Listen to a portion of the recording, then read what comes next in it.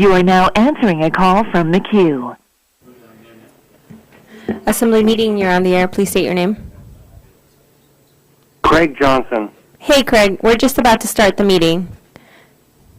Okay. 1 second.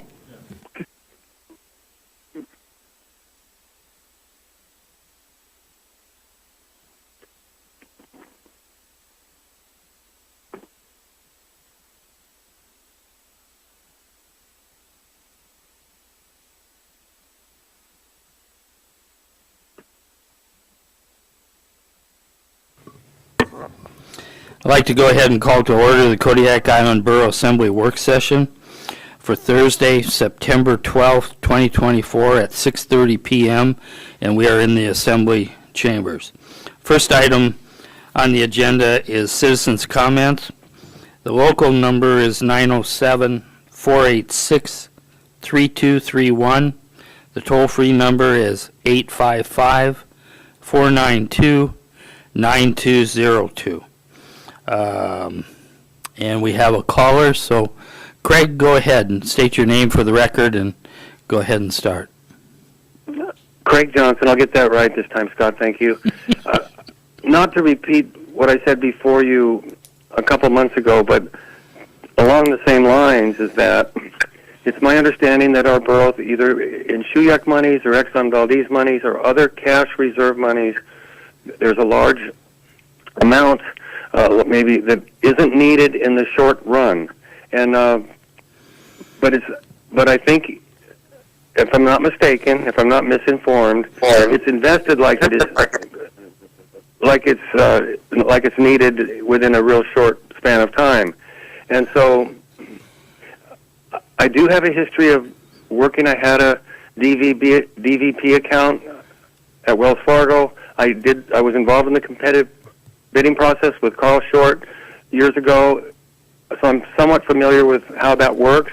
Most of the time, those investments were limited to treasuries and agency notes, which are very, very limited in their return and their turnover, quick turnover.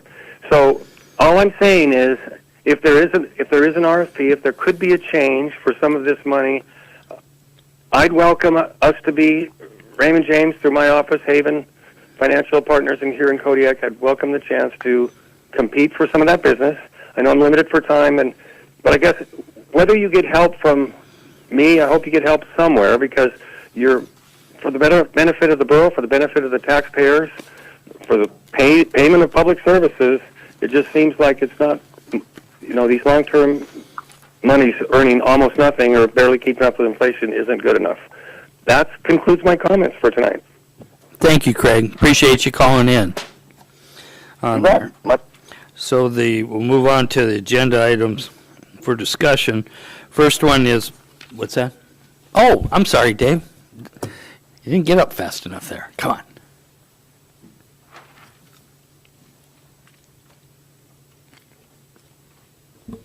Just David Edwards from Alaska Waste, and you guys have the amendment, second amendment for the solid waste contract on your agenda tonight. Hopefully you guys are able to get to that. And yes, sir. Yeah, just want to make sure I'm here for if you guys have questions. I will be here for that, and then just appreciate you guys looking at it and look forward to hearing the comments. Thank you. Thank you for being here tonight. Okay, so now with that, we'll go to the first item on the agenda for discussion, which is banking and investment strategy discussion. I'll turn this over to our manager, Amy Williams, please. Thank you. On June 6, 2024, Assemblymember Griffin presented an agenda item request form aimed at evaluating the investment strategy of the Kodiak Island Borough. Additionally, he sought a comprehensive overview of investment balances, historical data, strategic approaches, and potential modifications. On August 28, 2024, I provided an update regarding the borough's existing banking services offered by Wells Fargo, along with a plan to issue a request for proposal in September. Assemblymember Sherritt requested that KIB did not move forward with issuing the request for proposal until the Assembly had an opportunity to discuss banking services. Kodiak Island Borough Finance Director Dora Cross is here to review the differences between the Kodiak Island Borough operational and investment banking needs and provide updates on Kodiak Island Borough's current investments. In your packet, tonight you have a brief overview of investments from November of 2021, a presentation on investment options from 2020 that was given, and an investment policy discussion from 2017, just for historical knowledge. You also were given a packet, emailed out yesterday, and I printed it out for tonight. That is 3 memos, one for each of our different areas of banking, and then our GFOA investment options. So last week, or maybe it was the week before, Assemblymember Sherritt asked that Dora shared her opinions on how we should proceed. So Dora is here tonight to update you on our different kinds of banking and what we're doing now and what staff recommends as we move forward.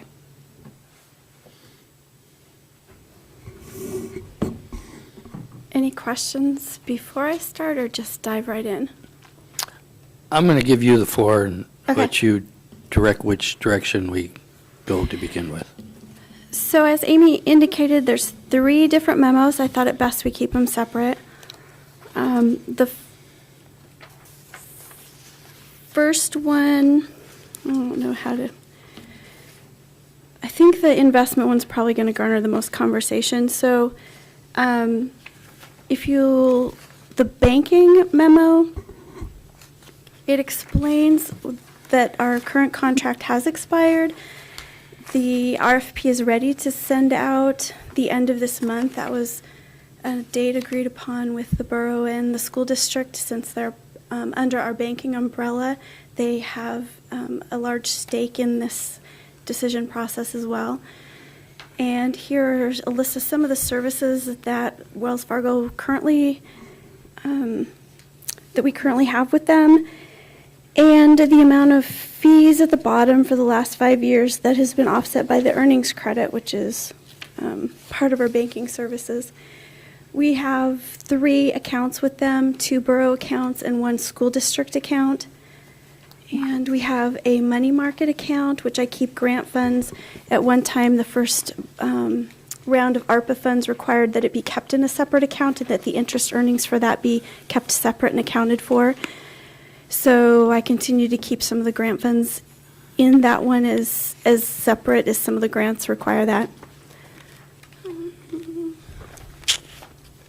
I don't, does anyone have any questions about the banking? So I guess I'll say that maybe the easiest one is going to be the banking services that we were going to go out for contract. I think we need to start that process for advertising for those services since they're expired. So I would request questions to that right now, which is the banking services contract. Is there any discussion or question that anybody, Ryan? My banking questions are non-existent. I think that you did a great job putting together that memorandum. It's very clear, concise. I don't have any questions on banking. They do want to do a short contract with us. They don't care if they do or not. It would protect us from the next fee increase that they have in January. Some of the fees that we currently pay are more than what they charge for other customers via the contract. For example, desktop deposit.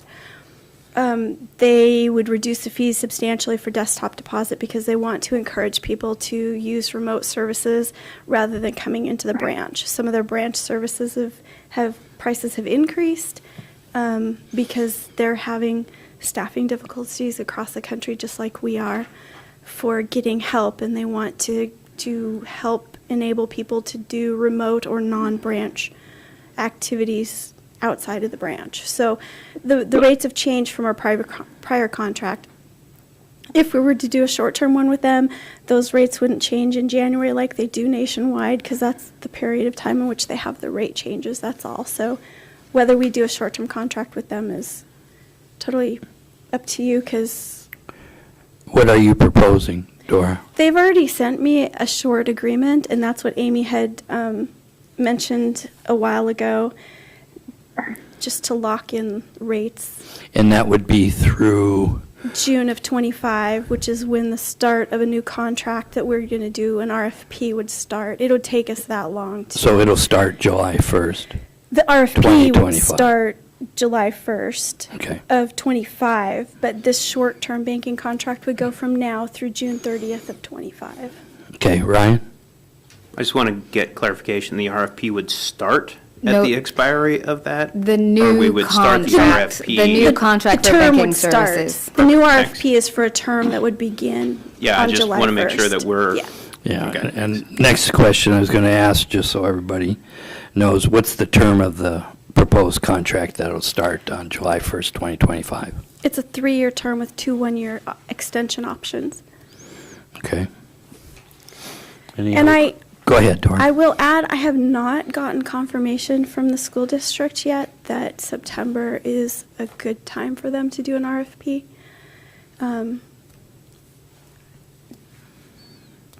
I'm still working with them. I know Sandy's leaving at the end of September, so I don't know how it's working over there. I'm trying to work Yeah, on that. I heard it was sometime the first part of October, so I'm thinking it may be good. Amy, you got something? Well, I was just going to say, what we do, the school district has to come along with us. So if we end up changing banks, that will put new banking services starting in July, A year. a month or so before school starts. So it does put some pressure on them. There's no great time of the year to do this. No. This overlaps with our Tyler tax software changeover that's supposed to go live June 25th. So we're going to launch a new tax software on June 25th and possibly have to change banks officially on July 1st. So it's not optimal for us either, but we are out of date with that contract, and we want to do the best to follow the RFP process and do it correctly. So it's not exactly convenient for anyone at this point. Yeah, and I think it's best to have it basically mirror our fiscal year. It's a little easier to remember when those things expire. I'm on just. it. Go there's- ahead, Dora. I just want to put out, it might not be in September, it might be in October that it's issued, just because I'm not sure what the school district, I've already worked with Sandy on this RFP, we've already done it, we've listed the services, we've gotten the attorney to review it. I'm not sure what their availability is for scoring and going through it, because once you get them, it does take a while to sort through them and score them. So that would be probably in November, December, and I'm not sure with Sandy gone if some of the optimal dates for the RFP that we have in there might need to shift a little bit, but it's not something we want to shift too long, because as Amy Right. said, Right. we want it to start the new fiscal year. Yeah. Scott, and then Ryan. Sounds to me like the short-term thing is a good idea, followed by the RFP. Thank you. Ryan. if we can get some sort of a Gantt chart put together that illustrates critical timelines so that we can visually see it. So drafting of RFP, and I'm just going to say hypothetical dates, right? Drafting of RFP, March. Advertisement of RFP, May. Award, June. Some sort of a visual representation so that we can see what this process looks like, and so any latency or any push to the right, we know would impact everybody downstream. The Gantt chart would really help me. Yeah, I can do that. Okay. Any other questions or discussions on the banking end? Amy? Just to be clear, we're okay to, once we get confirmation from the school district, to move forward with the RFP, and we do. And bring forward the... And we do concur that that short-term contract is good. Okay, thank you. Yeah. Seeing no other discussion there on the banking, we'll move on to the investment strategy discussion. Amy, I'll turn that over to you. I know where it's going. So how about we hit the custodial memo first, because it also is short like the banking memo. We have a company who provides custodial and safekeeping services for us. It's Principal. They ensure that our securities that are purchased are identified in our name, that they're deposited into only Borough accounts, and it's they take care of the exchange between funds and either the sale of the purchase of securities. They have account controls in place, only 2 authorized signers can approve any account changes or delivery directions. Dual control, we have dual control for all of our banking services as well. And then they also provide monthly, quarterly, and annual reports listing information by security, which we match to a list that we have. And we book that unrealized loss and gain information in the form of mark-to-market, which is required by GAAP, especially for enterprise funds. We hold all of our maturities or all of our securities to maturity, so we don't ever have an unrealized loss, but we do have to put that on our financials at one specific date, June 30th. So you'll see those in our financials, but just know that I've never had to cash them in. We've never had to realize a gain or a loss on them. So, and then And that custodial company is? Principal. Their name is Principal. Okay, that's what I want to. And so you can see the fees on the account. There is an uptick in fees. Most of that is because of ARPA funds that we had. We got a huge inflow of ARPA funds that necessitated a larger balance. So they don't earn, the only money they earn is on our account value, since they don't do anything with our money, but I mean, they don't trade it. So, and they're already purchased in a security, so they can't use it because it's in our name. So, any questions on the custodial? Discussion. Ryan? What is our terms of exit with the custodial holder right now? If we were to cancel a relationship with Principal, is there an escape clause or surrender charges that are associated with the custodian features of that fiduciary account? There's a fee for purchases and exits, $5 a transaction. So I don't have, there's nothing that I've seen. They just collect money on our account value. So if we pull all those and move them, there's a $5 fee per transaction. Other than that, it's done. Perfect, thanks. Any other questions? Okay, continue, Dora. Okay, investments. The borough has two types of investment needs, one for short-term operational cash and the other for long-term investments, and the primary one for that would be the facilities fund. In looking and comparing the GFOA's sample investment policy to our code, my memo mirrors the investment policy that GFOA has so that you can compare side to side. I also listed the KIBC code references. Most of what they have in the sample policy we already have in our code. Ours is just kind of sprinkled around where theirs is in one particular document. Pooling of money, our code requires that we pool money with the school district, and we do that through a central treasury system. This is fund accounting that's particular to government, larger nonprofits and stuff like that, not normally encountered in private businesses. Sometimes if you have large corporations, I worked for Weyerhaeuser, they had something similar to fund accounting, but not quite the same, because they had, different locations in different states and even different countries. Safety, for the most part, the primary on municipal money is safety, not return. This is money, for the most part, that we've taken involuntarily from people. They don't normally come up and say, here, my bill's $1,000, but I'm going to give you $1,500. So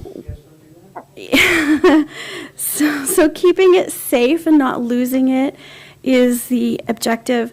Also, most governmental money is only collected for 1 year of services. That's why we have property taxes annually.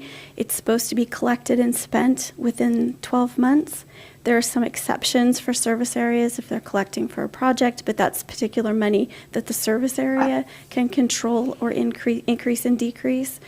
But for the most part, it's not supposed to be kept longer than a year, and that's why our facility fund is a little different, because it is a permanent perpetual fund. There's credit risk information. I want to touch a little bit on liquidity. I take care in laddering and structuring our investments to coincide with large payments. So, we pay $1 million out for insurance. We have bond and loan payments, multi-million dollars at a time. So I structure our maturities so that they coincide with the month before those payments are due, just so I don't have to worry about shorting any of our operational payments in order to hoard money for a bond or loan payment. I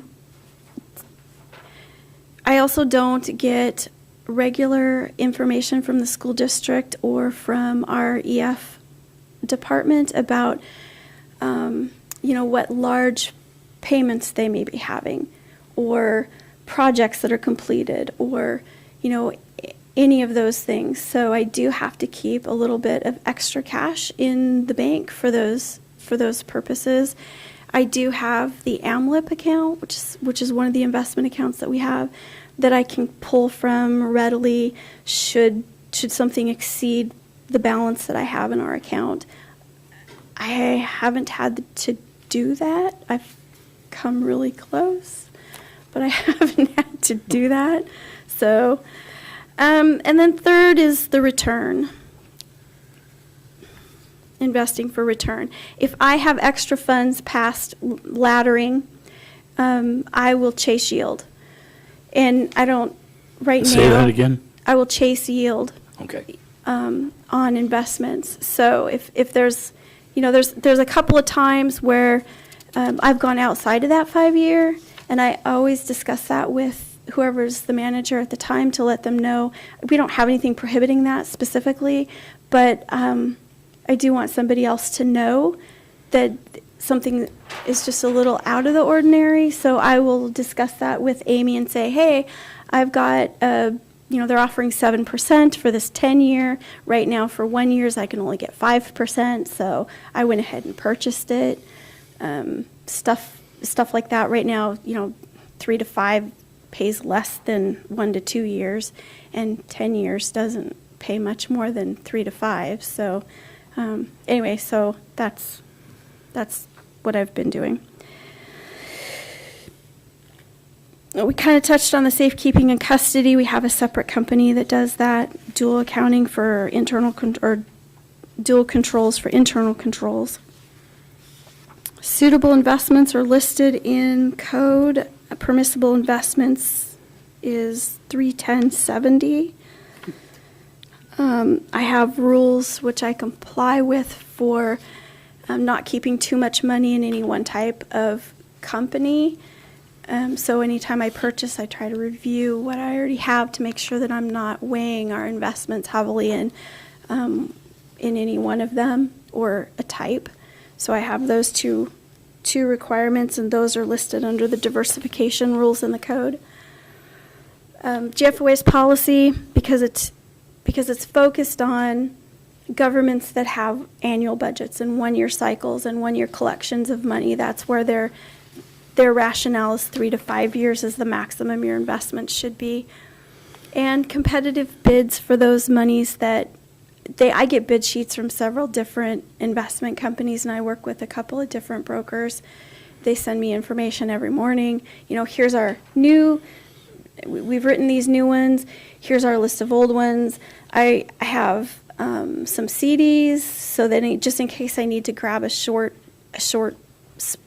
amount of money, I can cash in a CD without having to cash in a huge bond. Some of those CD values are pretty nice, but you can only do $250,000 because that's the FDIC limit. I need to be careful I don't either buy 2 CDs out of the same bank for that limit or keep under that 250 limit. So, any questions so far? When I get nervous, I talk fast. I probably talked over any questions. Questions? Ryan, and then Scott. Why don't you go first, Mike? Scott, go ahead. If we're going to get an investment, a different person doing investments besides you, it sounds awfully complicated. Do they know all these little tricks that you're talking about? All of the rules that are buried in Federal Register, et cetera? Yes. So that's not a problem at all? No. Okay.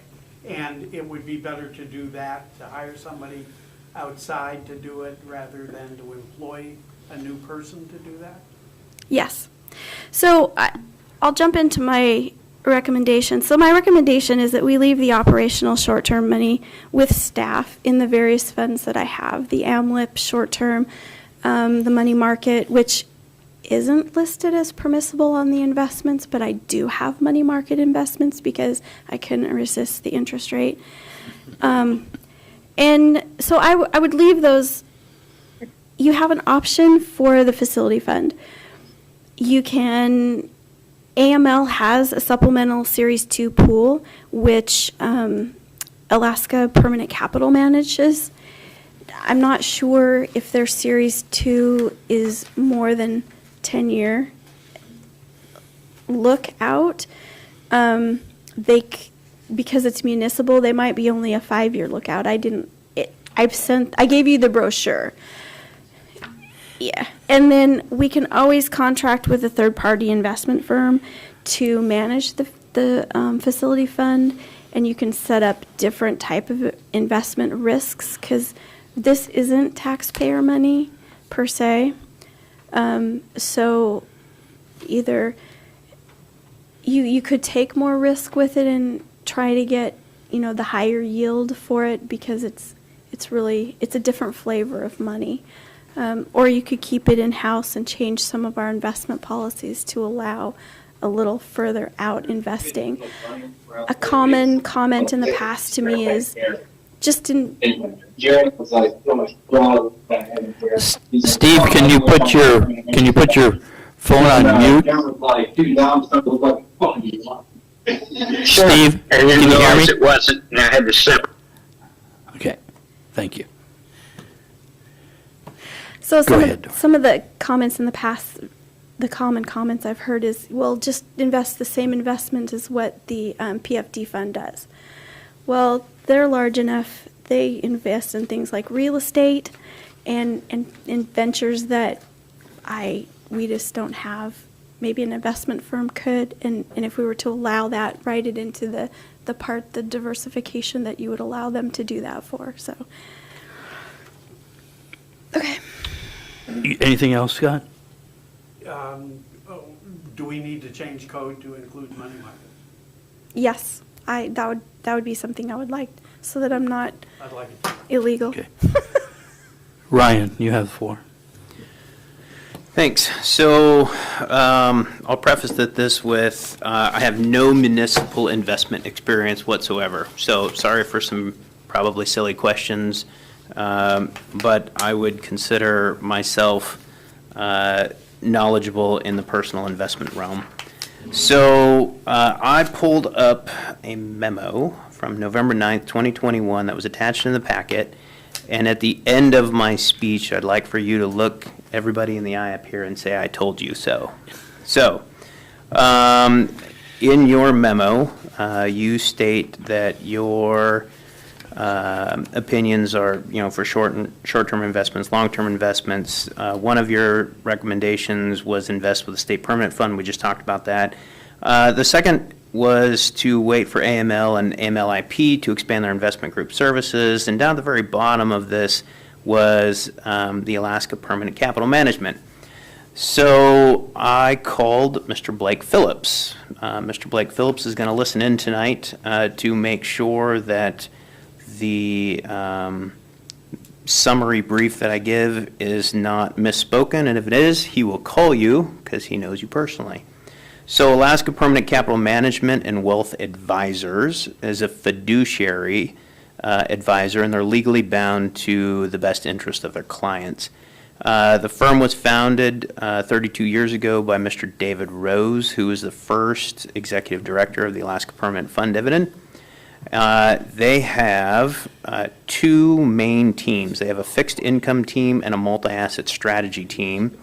The fixed income side of this is your operational accounts. It's about safety and not risk. And they have essentially the highest or enhanced yields that they can get out of those times. So essentially they have a sweep account that's 2 to 3%. They have a money market account that is somewhere between 6 and 6.5, and they have a permanent fund that goes all the way out to 10 years. That's between 7 and 8% annualized over 10 years. Those permanent funds are of specific interest to me. Those are our large funds, whether we call them, and I don't know if the facilities funds is the Kodiak fund. I don't know if that's the same. It's the same. So when we look at high dollar funds that don't have money coming in and going out, that's exactly what I'm looking at for these permanent funds. Park them in someplace with the longest term available with the highest yield that we can possibly get. I'm also a yield chaser, so when I look at maximum maturities and the GFOA policy recommends not investing in securities with maturity dates exceeding 5 years, I don't agree with that even in the slightest. So I think that as we can look out with these high dollar accounts and put them into a permanent fund, that's definitely more on my palette of taste. But one of the things that I really wanted to highlight with the Alaska Permanent Capital Management and Wealth Advisors is their fixed income accounts. They have operating accounts, and they have long reserve accounts, and they have bond portfolios. But one of the things that really caught my attention is all of the things that you mentioned earlier with extra cash, not getting info from E&F for expenditures. They already have accounts set up for that exact scenario. So when they have a money market account, let's just say for an example, when they have a money market account funded for a project that's upcoming, you're collecting interest on that as it's pulled from one source, put into the money market account, and paid out. You're still collecting interest on that, which is nice, and it's essentially a movable fund. A couple other things that these guys do is they'll walk through the existing legal framework and create recommendations for code revisions and resolutions, and they base their investment policies off of risk capacity, which is data-driven, versus risk tolerance, which is how we feel.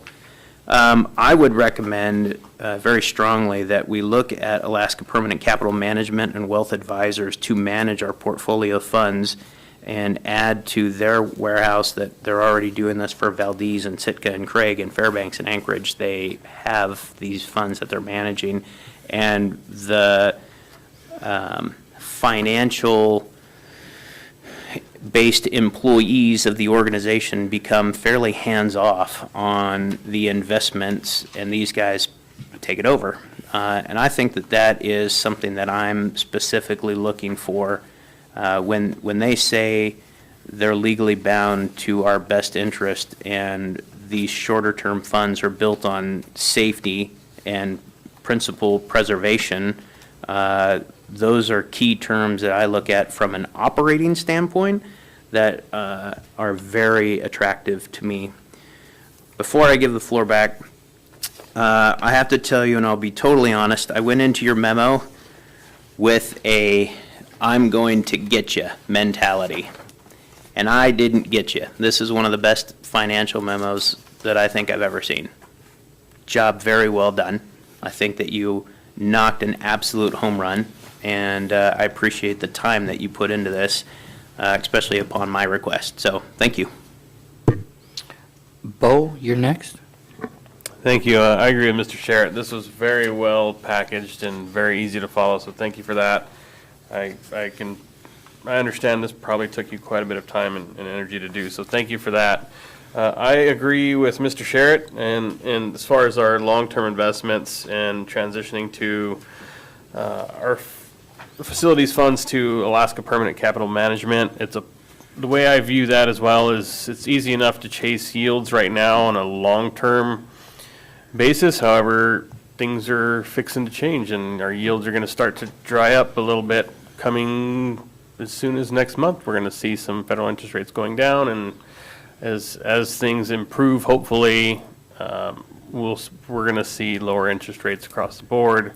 So I would prefer to take that burden off your plate so you can focus on our day-to-day and not be overburdened with trying to predict the future and what we're going to do with these funds. I think having a more specific focus for your skill set and capacity and hopefully reduce workload a little bit would be my preference. I also view these as, to Mr. Sherritt's point, I agree that pooling our funds also pools our risk. So when I think about AML, all of the discussions that are happening at that level with this organization, it's all of us. The municipal league captures a lot of the same issues that each municipality is having to struggle with financially, and I believe that would weigh into the collective risk pool as well. So I think it's a win-win for me as far as transitioning that off your plate and onto having the Alaska Permanent Capital Management Group handle that for us. Okay. With that, I'll interject that basically we have to do some code changing before we can even think about going out for RFPs. So that would be the first thing that we would have to instruct staff to look at drafting up for us, because we got to go through the public hearing process and all of that. Amy? Thank you, Mr. Mayor. I was going to mention that we were going to have to update those codes that gave us that specific way that we can, and then we can take care of that money market part for our operational needs at the same time. And then after that, we will be required we should go out for RFP and do it that way and see what options are out there. Although this one does look good, and I know Dora does know him personally, but I think the right thing to do will be go out to RFP to see what the best way to do it is. Yep. James? This is a multi-part question, I guess. So if we're talking about the AML piece, investment, you have to be a member of AML, correct? Correct. And we do already have one fund, AMLIP fund. We have a Series 1 fund. They have a Series 2 fund that's a little different. It's a little longer based. Okay. So we do have to be a member. Yeah. We are a member now. We have to be a member as long as we're in that investment pool. Yeah. Okay, so there was some discussion this year, early on, right around the time of the budget discussions, to the point of why are we with AML? Why are we waste a lot of money with AML? Why are we in it? So that concerns me, to put our money into a pool where the assembly can just decide not to be in AML at some point. So then you have to find another investment at some other time. So, and you can't tie anybody's hands on the assembly, but if one assembly decides not to do AML for that year, your investments have to come out of there. I will look. It's and questionable. see. I don't think it's immediate. There's I think a the maturity on AML there. and the AMLA pool is separate. But I'll look and see what the criteria is. So that would be my question. Okay. Any other questions on there? So are we in agreement to direct staff to start drafting up an ordinance to modify our investment strategy and what's allowed and what's not, and bring that back for discussion as soon as possible? I'm seeing, James? Okay, Larry? Yes, it's unanimous. Okay. So, And I just wanted one last comment. please. To your point, there are no funds uninvested anywhere that I have. Our banking funds, anything that's a little extra in our account, it's swept up into the money market investment every night and weekend. So there's no, I don't like idle anywhere. So Amy? just want to make sure that was out there. I just wanted to have a realistic timeline on this. So next week, Altman Rogers is here all week for audit, so there will not be any movement in the next week. And the week after that, our finance director is taking a much-needed vacation, so there will not be any movement then. So we won't see this until October. Well, we'll start bringing drafts of that ordinance in. Would it I be just- possible on October 10th, that work session? Or is that too soon? Okay, I see Dora shaking her head, so that makes it the 24th. It would be October 31st. There's no meeting on the 24th. Oh, okay. little blurry. James? We wouldn't be able to, it would just be It's moving. an intro then. We wouldn't be making any decisions well until November. Yeah. We shouldn't even introduce it until after the new assembly is seated in November. Right. So that would be the 14th, would be the work session. The assembly is seated on Monday, the October 21st. That's when the assembly is seated. I would feel a lot more comfortable with that November 14th date to give us time to review it and go back and forth to the lawyer and see what other Oh. communities are doing. Check with the minions. Okay. Okay, so at this time, we will look at November 14th work session on there. Go ahead, Dora. So as I understand it, Amy, we're gonna look at that changing code for the November meeting, but my takeaway two questions are AML membership in the AMLIP account and providing a Gantt chart for the banking services RFP. Yes. Okay. And basically, I'm seeing the work session in November as a discussion, and then we'll decide which meeting it would go on, because there may be additional information and drafting that's necessary before it's ready for an ordinance that comes back. So rather than give it only a week, I prefer that work session to be, major discussion on it, because there'll be a lot of questions. Okay, I'm seeing head shaking, okay. So we'll go with that.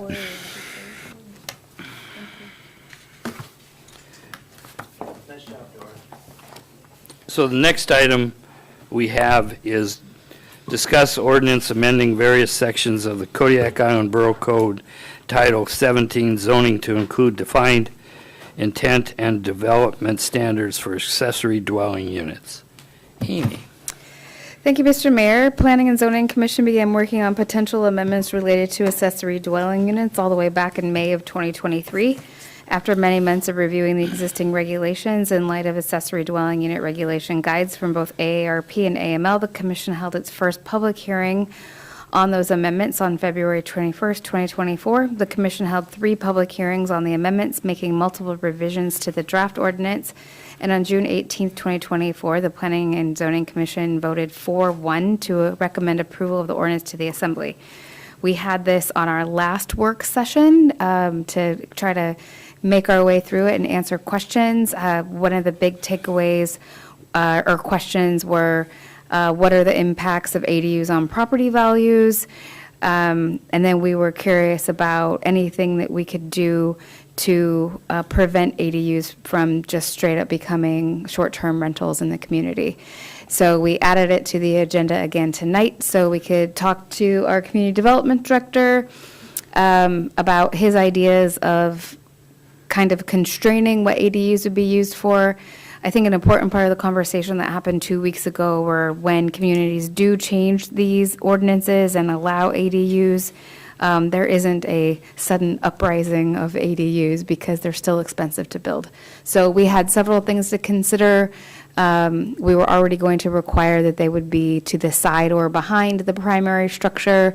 Tonight we wanted to talk about possible requirement of residency of the property owner in one of those, and then how we can affect or not affect short-term rentals in the community. So, Community Development Director is here, and so if you have questions for him or you just have questions for me or whatever, we're happy to help further the conversation. Go ahead and bring them up. Do you want to sit, Chris?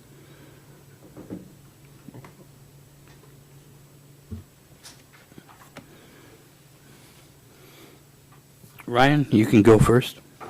Thank you, Mr. Mayor.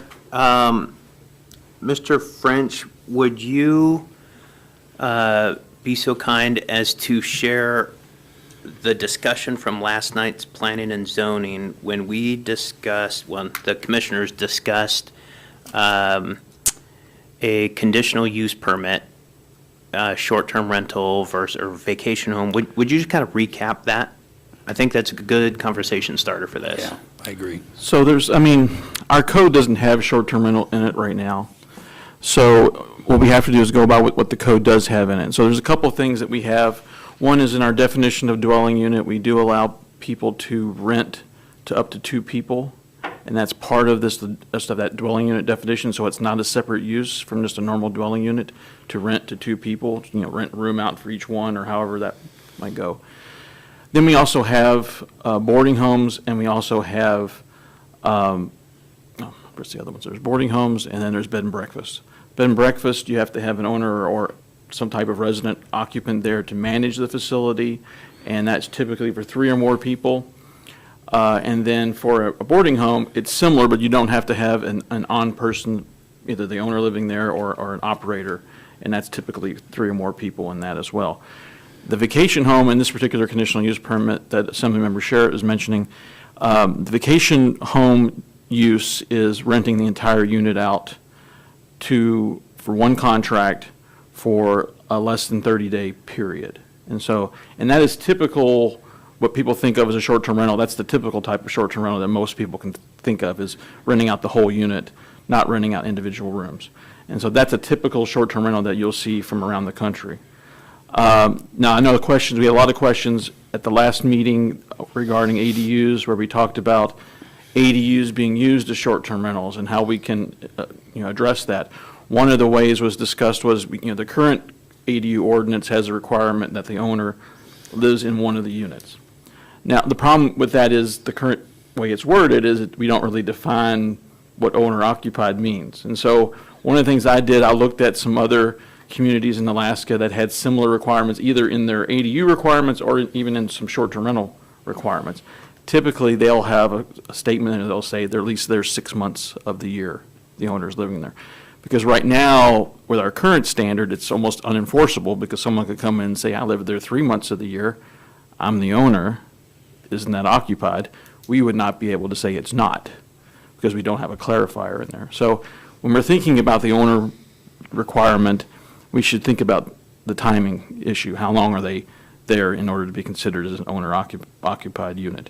So if the Assembly is thinking about keeping that requirement, I would suggest clarifying that situation so that we make that provision more enforceable than it is today. It still will be an enforcement issue.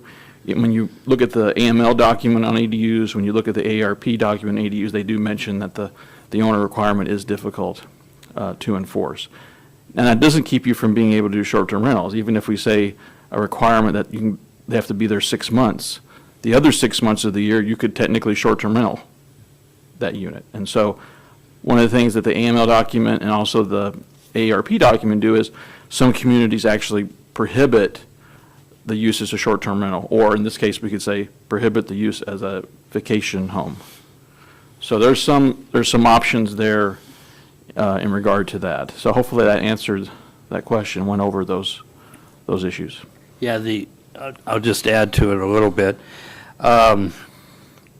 In following planning and zoning, and being on there, so I'm going to say over the last 15 years, I had never seen that clause used, and honestly forgot it was even there. I don't know if it has ever been used before. Do you have any? I didn't have any information on it ever being used. I mean, when I talked to staff, of course, my staff that's there haven't been there that much longer than me, just a couple of years longer than I have. They had not seen it. Some of my staff who did permitting was like, I didn't even know that provision was in there. And my understanding, that is the only provision relating to a conditional use permit for what I would consider a short-term rental, this time vacation home as defined in the code. And they were kind enough to come in and ask. Correct. That is true. They were kind enough to come in and ask, and they are going through that process. I will say one thing about that CUP process, there really isn't a whole lot of information for us to review. There aren't any specific standards in that conditional use permit for a vacation home, so you're using the general conditional use permit standards, which I don't really think fit this vacation home very well, and because at the end of the day, it's still a single-family unit on this property. It's just, how are you renting it? Is it short-term or is it long-term? And there's not a whole lot of guidance in our code right now. But it does help to keep track of. It does help us to keep track of them, correct. And the question brings up, how many others do we have that And we do have the should provision. have filed under this. And, you know, one thing we do have, we have the provision in the code that you have to get a zoning compliance permit if you are going to if you're going to turn your home into a vacation home, you are required to get a zoning compliance permit, and that's in any of the residential zones. Okay, Scott and then Ryan. When we dealt with ADUs several assemblies ago, I was fairly strong about having a conditional use permit attached to it in order to inform the neighbors that they were going to build such a structure. The concern that I have is that for most families, their house is their largest investment.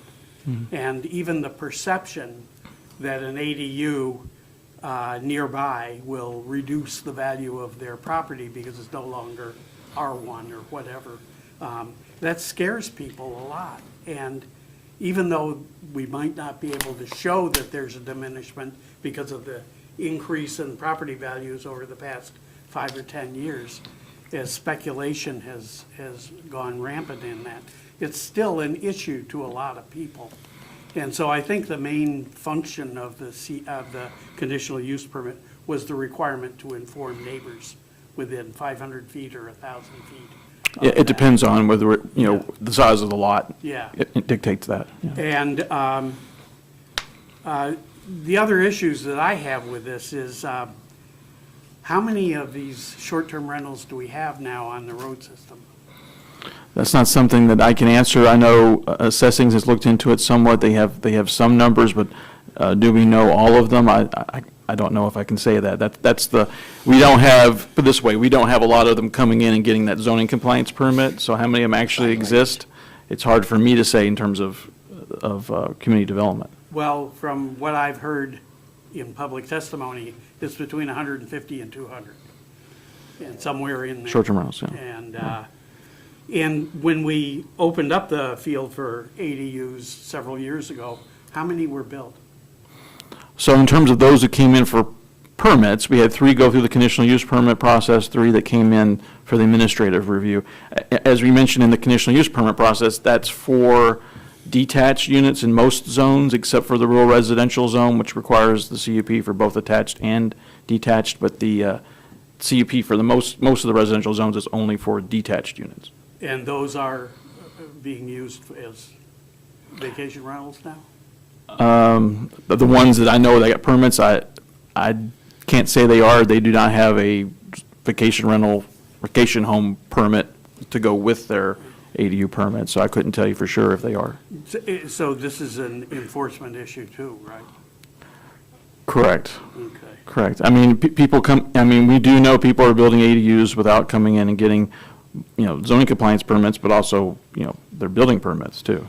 So we do know there's an issue there, and certainly there's an issue with people not getting their zoning compliance permit for vacation homes. Yeah. Okay. Thank you. Ryan and then Bo. Thank you. So I just want to read from the agenda here is this discussion is to include defined intent and development standards for accessory dwelling units. I want to ask a holistic question based on your experience out of Kodiak. Mm-hmm. Anytime there's a enforcement issue, one of government's typical responses is to license it. So have we, or have you, had any experience with licensing, vacation homes or anything through a municipal lens? Would that be an applicable option in this scenario to construct a borough or municipal license that was required so that any vacation homes / accessory dwelling unit, anything that meets the boarding home, B&B, vacation home, that we could track that better? So I don't want to get us confused because this ordinance is about accessory dwelling units, not short-term rentals or vacation homes. But going to the question, they tie together, and a lot of times people tie them together because people do use them as vacation homes.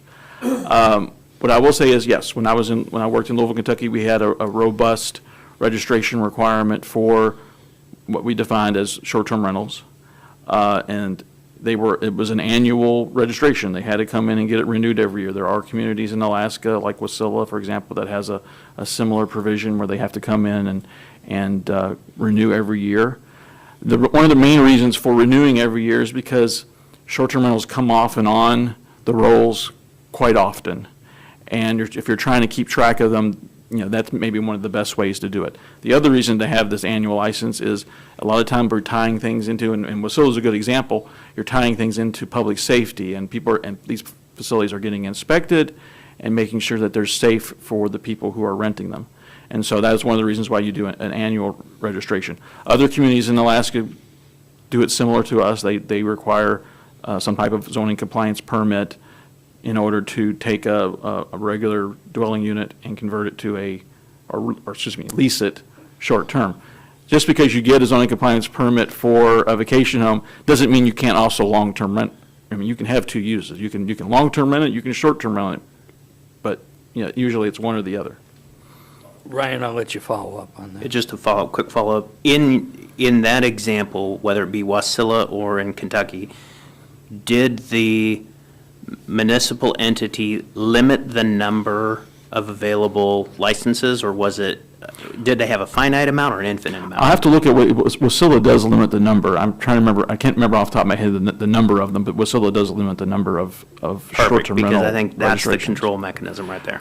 Yeah, whereas in Kentucky, they did not do that, although they were working on some changes, I think, to require owner-occupied instead of non-owner occupied. Great. So there's some changes there, too. Thank you.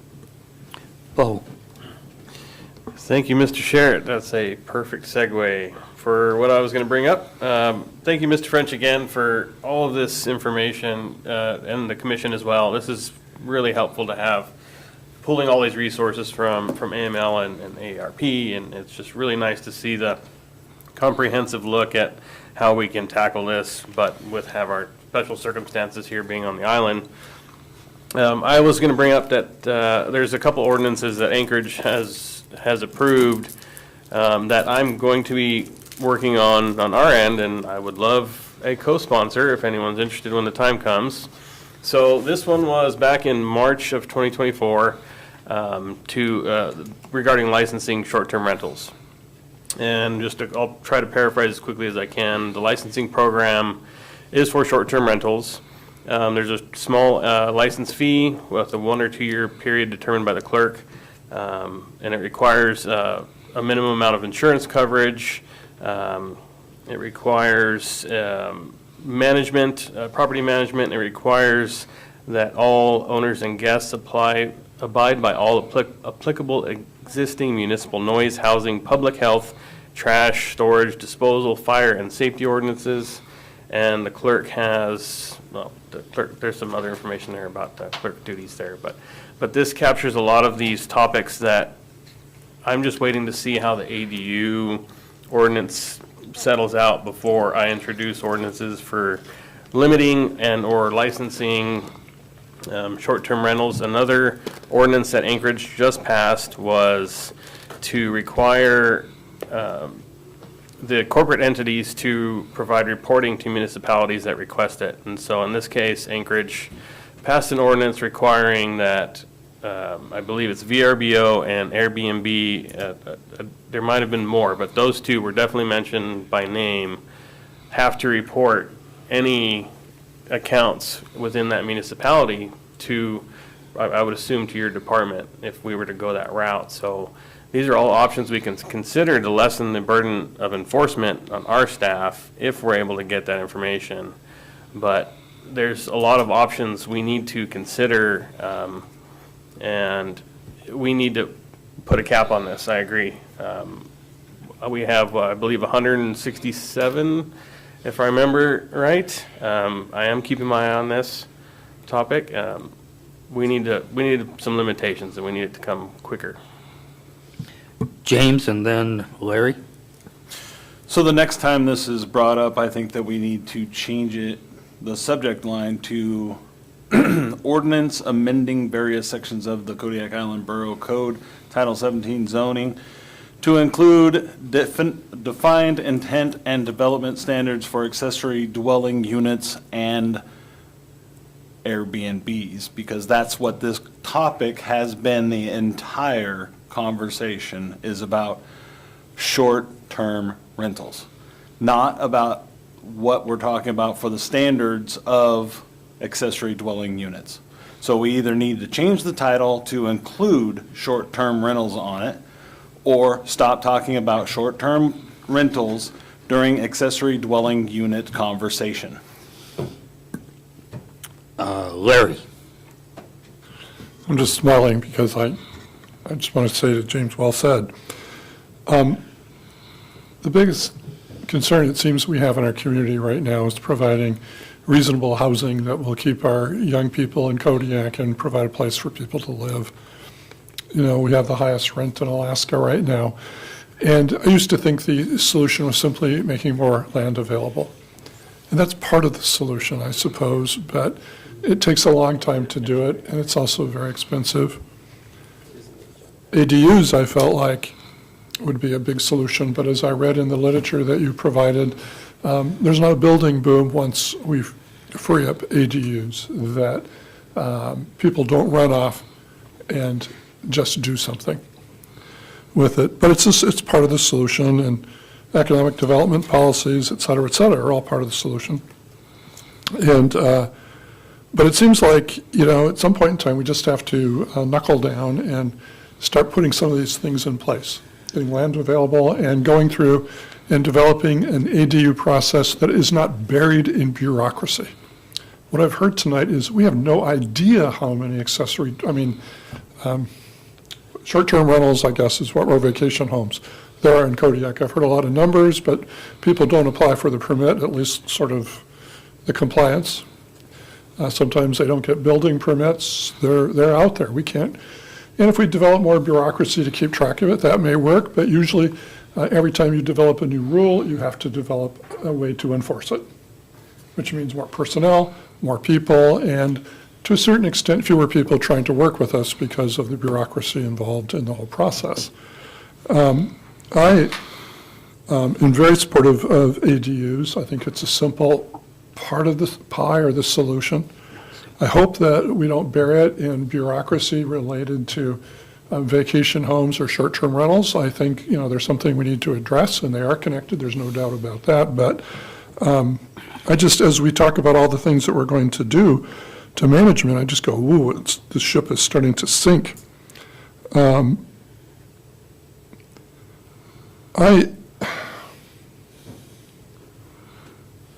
The highest rent means a lot of people are collecting a lot of money. People like high rent. If you own houses and rent them out, high rents are good. But they're not good for the health of our community over the long run.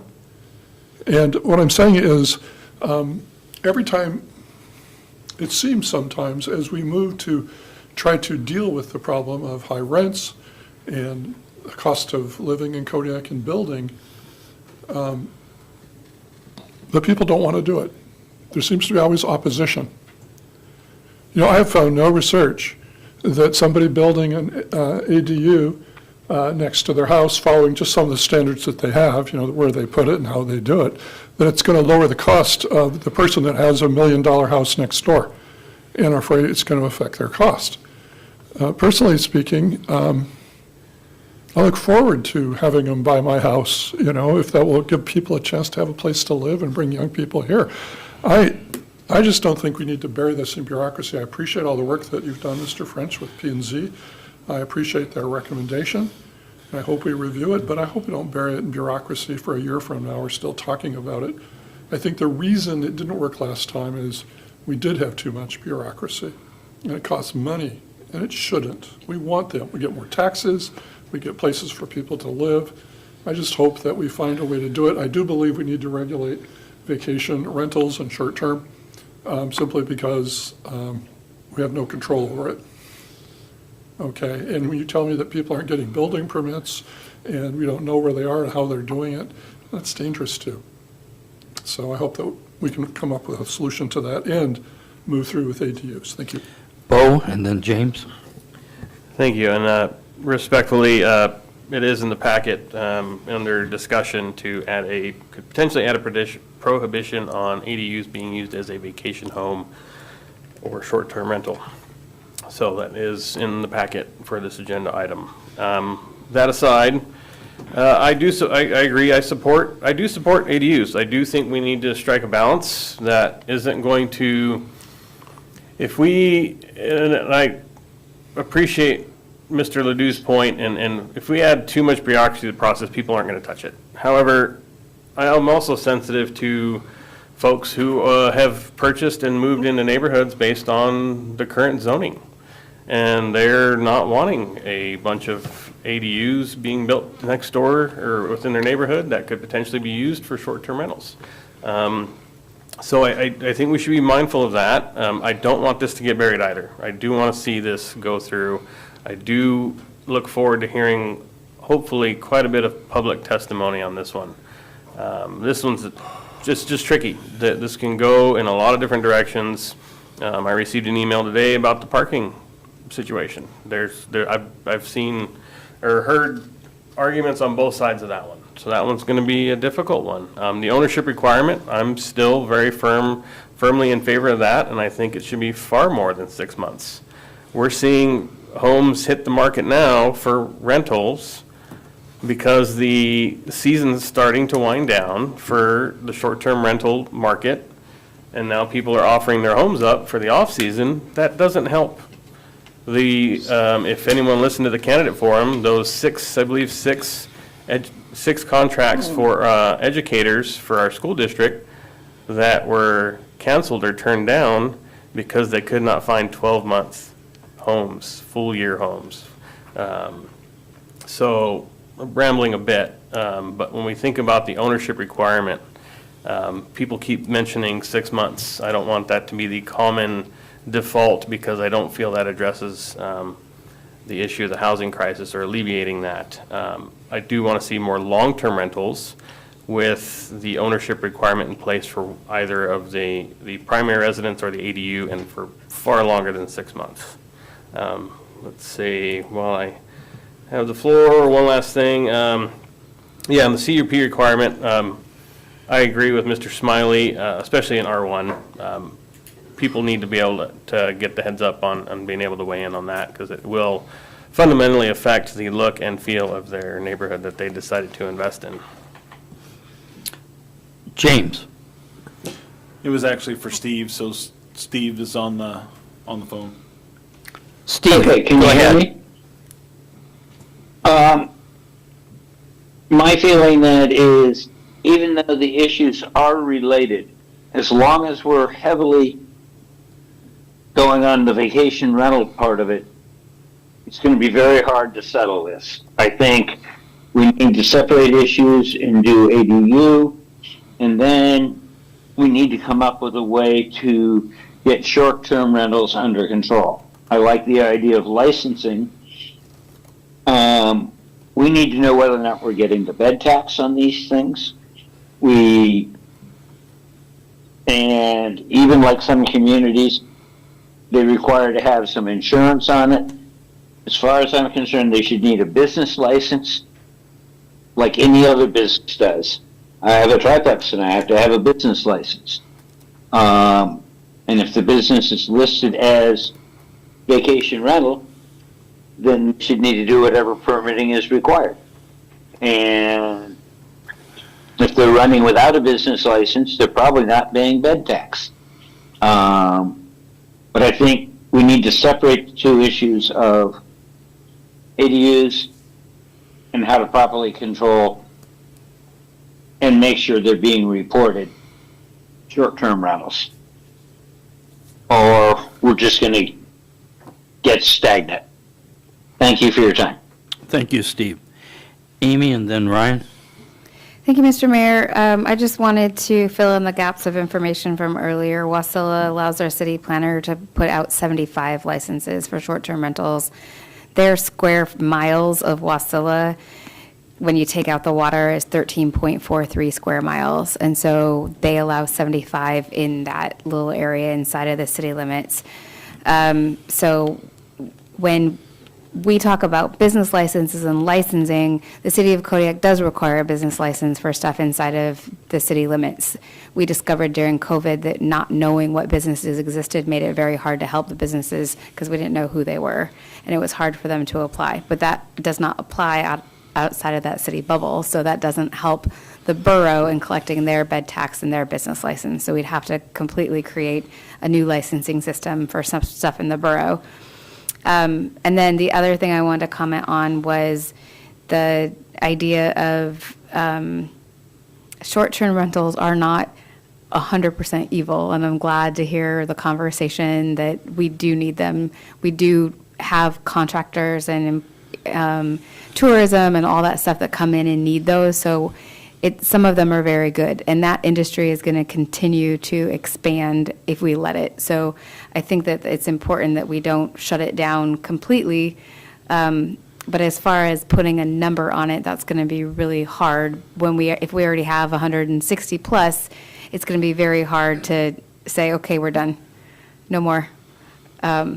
I think we're going to get into that conversation of getting to people's rights and free will and their entrepreneurial spirits and all that. So I think we're going to have very good reason to put a limit.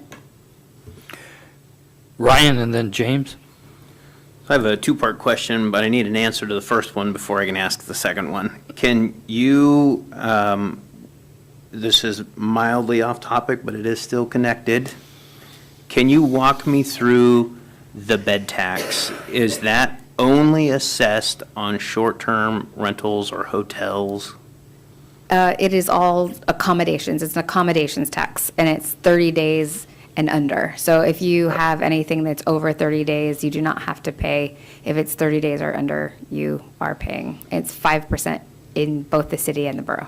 Perfect. So then the second part of this is I would love to see an incentivized bed tax or accommodation tax that encourages long-term rentals, that, essentially we would have a bed tax pro rata, if you will, for durations. 0 to 30 is the highest bed tax. 30 to 6 months is a lower one. 6 months to 12 months is, 3/4, and over 12 months is 0. We would encourage people to have long-term rentals, single occupancy or single tenant rather, long-term, and change the entire bed tax portion of this. So that would create some sort of an incentivization to encourage 12 months. The reason I bring this up is you can pull up social media, take a look at any of the pages. I had one on here that I just want to quote that I took a screenshot of the other day that says, just bear with me here for just a second.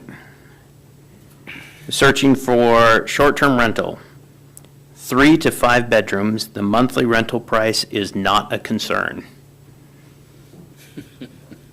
So when you get solicitations like that, who doesn't want the entrepreneurial spirit to, I told my wife, hey, let's move out for a little while. Because we live in America, and you're right, we don't want to stymie or suppress free enterprise, but in the likes of lack of being able to recruit key positions in a small, remote, isolated community, we have to, unfortunately, take drastic measures. And I don't know the exact number of homes in Kodiak. Let's just say, 3,000? You think maybe there's 3,000?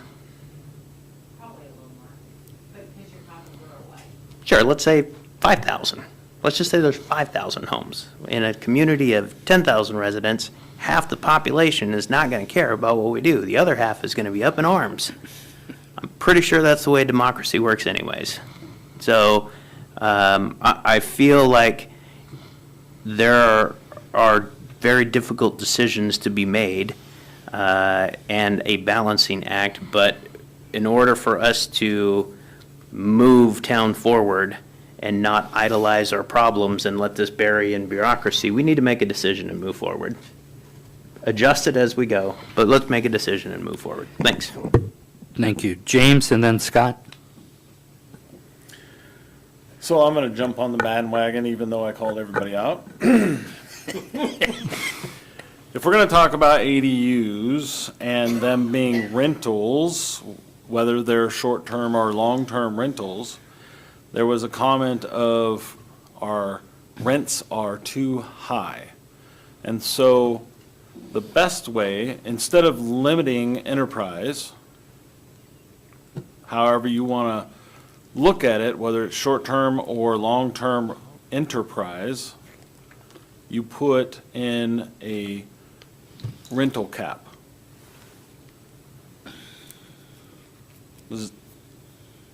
As it's called in some areas, rent control. And so then for short-term or long-term, you're still looking at the same controls on these ADUs by square foot. There is a maximum you can charge per square foot for these ADUs for rental use. And then you don't limit how many of them can be short-term rentals. How about that? Okay, anything else you want to say? Nope. Okay, Scott, you have the floor next. And then, Amy, are you wanting to say something? Or Chris? I'm just hoping at the end that we have direction on whether or not you want to see this actually make it to an agenda, or you want this to go to another work session. That's what I'm planning on Okay. summing up after. Scott? To me, we have veered off into outer space a bit. Seems like we have several different things. I mean, we want to talk about ADUs.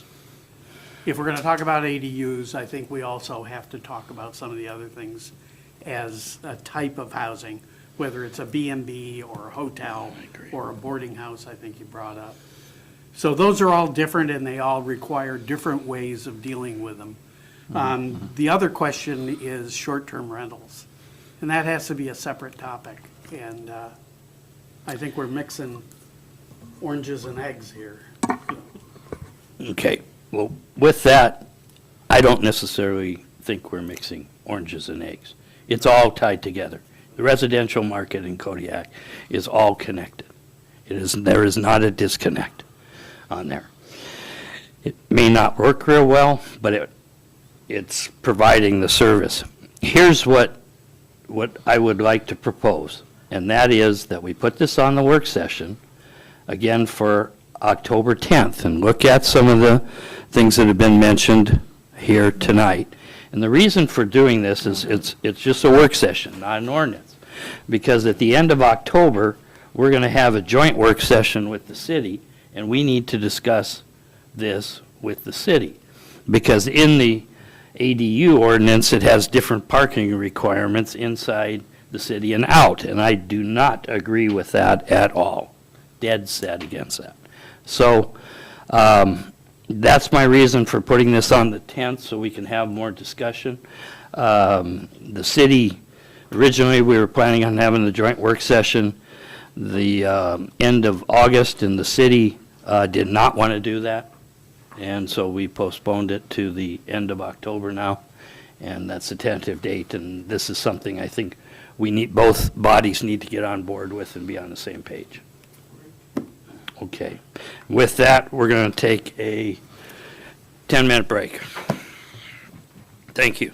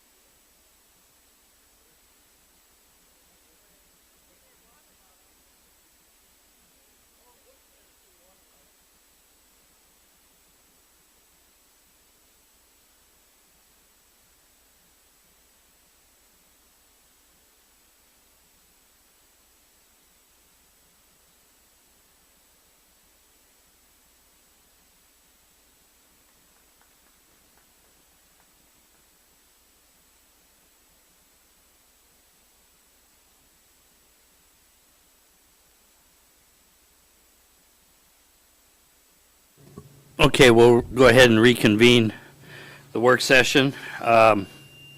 Next item is discussion regarding Bayview Road and Menasha Bay Road service area contracts. Amy. Thank you, Mr. Mayor. The Kodiak Island Borough was informed by Brecken Enterprises that they are no longer interested in being a contractor for the Bayview and Menasha Bay Road service areas. Staff is working on updating the bid package to cover these services while we're doing, and that package will just cover snow and ice removal over the winter months, and then it also will include emergency maintenance in case something happens. We want to be able to get those service areas serviced. And at the same time, because we're doing those, we're also going to do the Borough facility snow and ice removal contract. They'll go out at the same time. So we'll have 3 RFPs go out that cover those areas.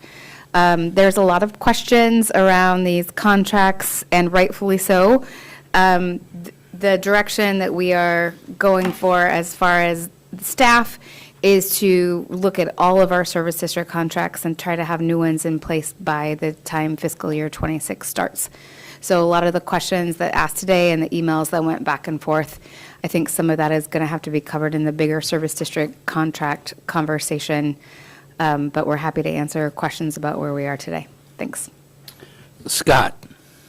Did Brecken tell you why they don't want to do it? Yes, they did. They have aging equipment, and they simply do not make enough money on snow and ice removal to make it worthwhile to replace that equipment. They did happen to mention maybe perhaps sometime in the future if large areas were to open and it was worthwhile to purchase new equipment. They don't hate it. They're not making any money doing it. Thank you. Ryan? Okay, so, where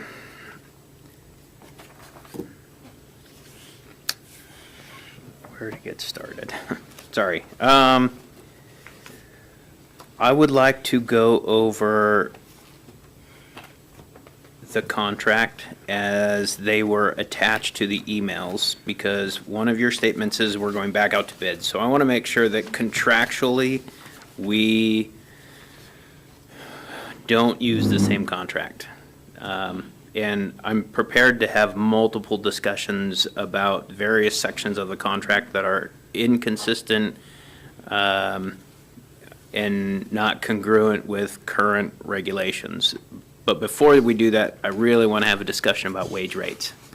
So, yes, and I am completely prepared to, I guess at this point, just kind of give a quick presentation. And since this is recorded, I'm hoping that we can go back and utilize the exact things. And Mr. Conrad, this packet is for you when I get done presenting tonight. So, so to start, I wanted to look up what the procurement codes were for a local municipality.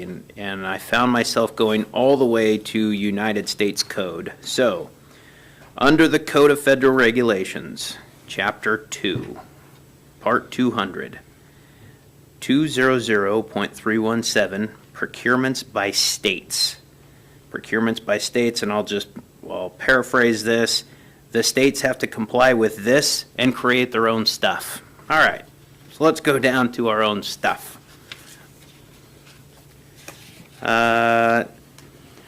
Article 10 of the Alaska Constitution establishes a framework for local government in Alaska.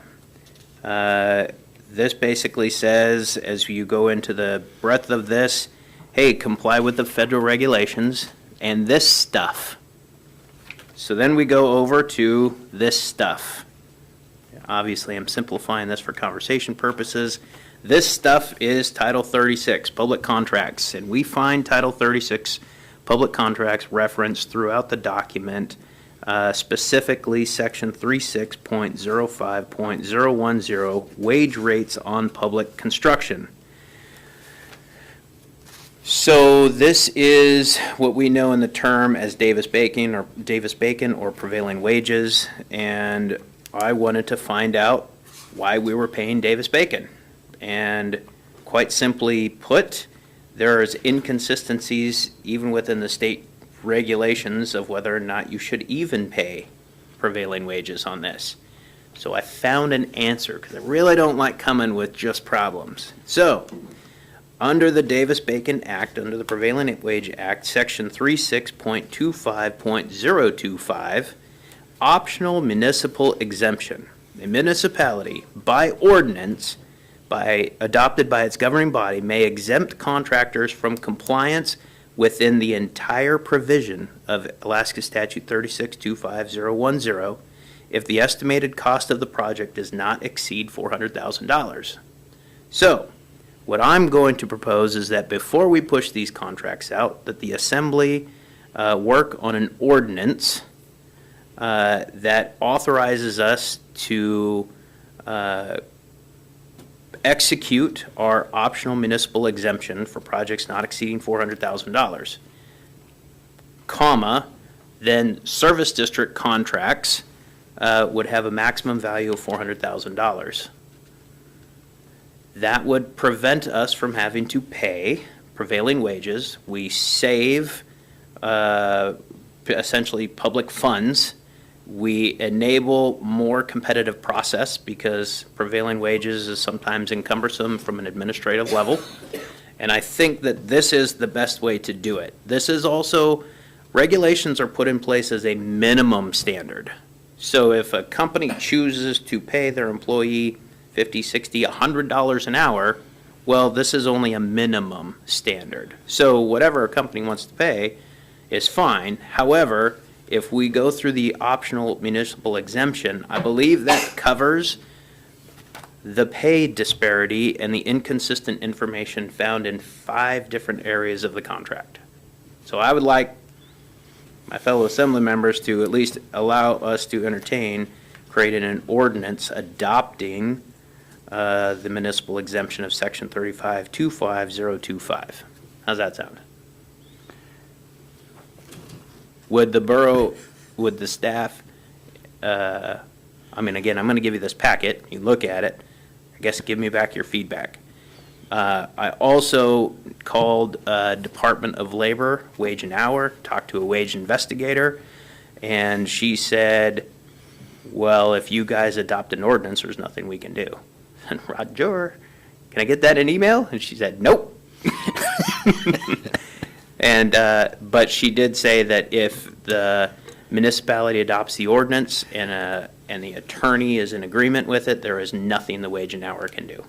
So that is a protection that we can afford in these contracts, because as we look down every contract, the left hand's pointed to the right hand and the up is down, and they're very, very confusing and cumbersome. And I put a summary sheet on all of the things that need to be changed if we were to adopt that same contract, and I'll save everybody a bunch of time and I won't go through them. But there are a couple things that are lacking in procurement standards. I've included that on this list, and I don't need to belabor the point. So, thank you.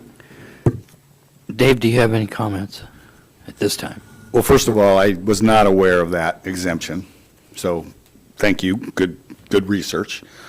What I will say is that when I was involved a number of years ago with discussion with, this is when Bob Tucker was actually here, the state came to the borough and said, you need to redo your contract, that snow and ice removal is considered maintenance, so consequently that does not have to be paid at a Davis-Bacon rate. And as long as that doesn't they don't count maintenance towards a cumulative total.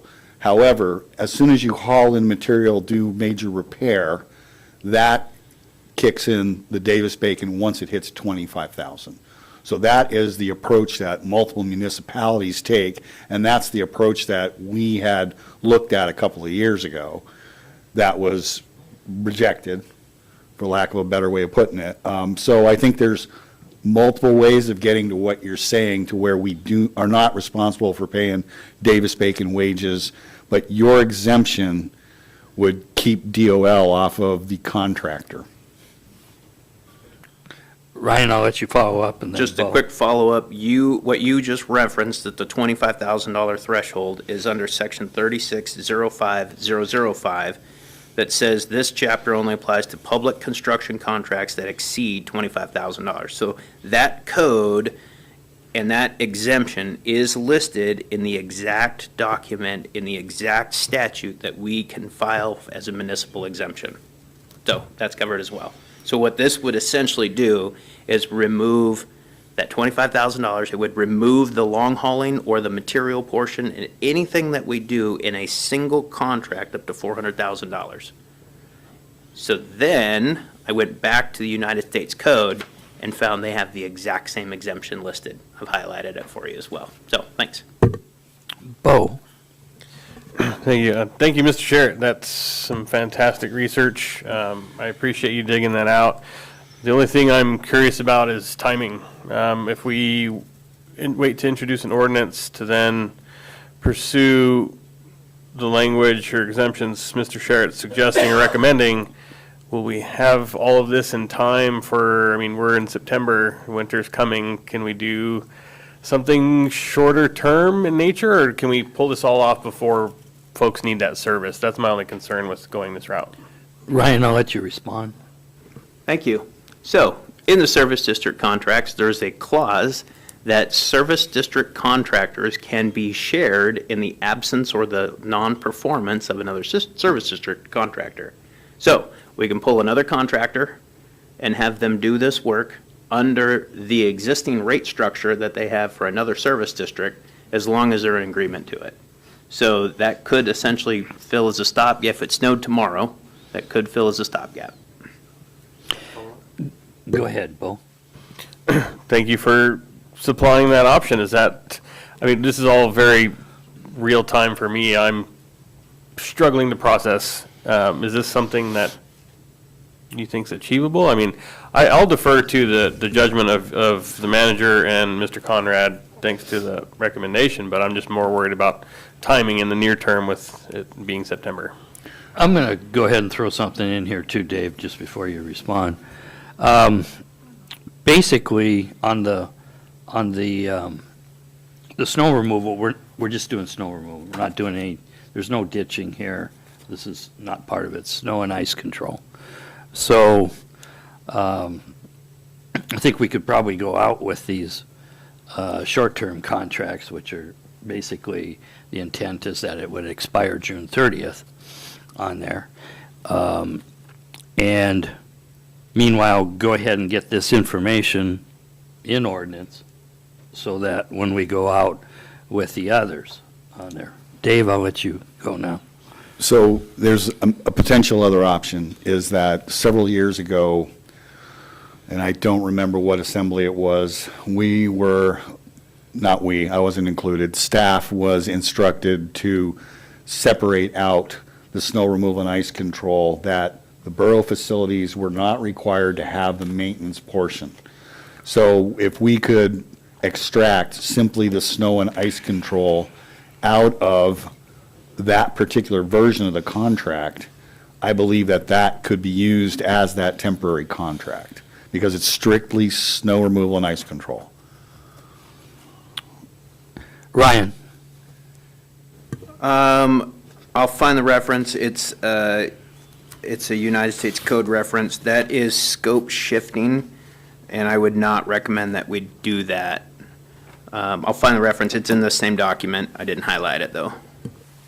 Go ahead, Dave.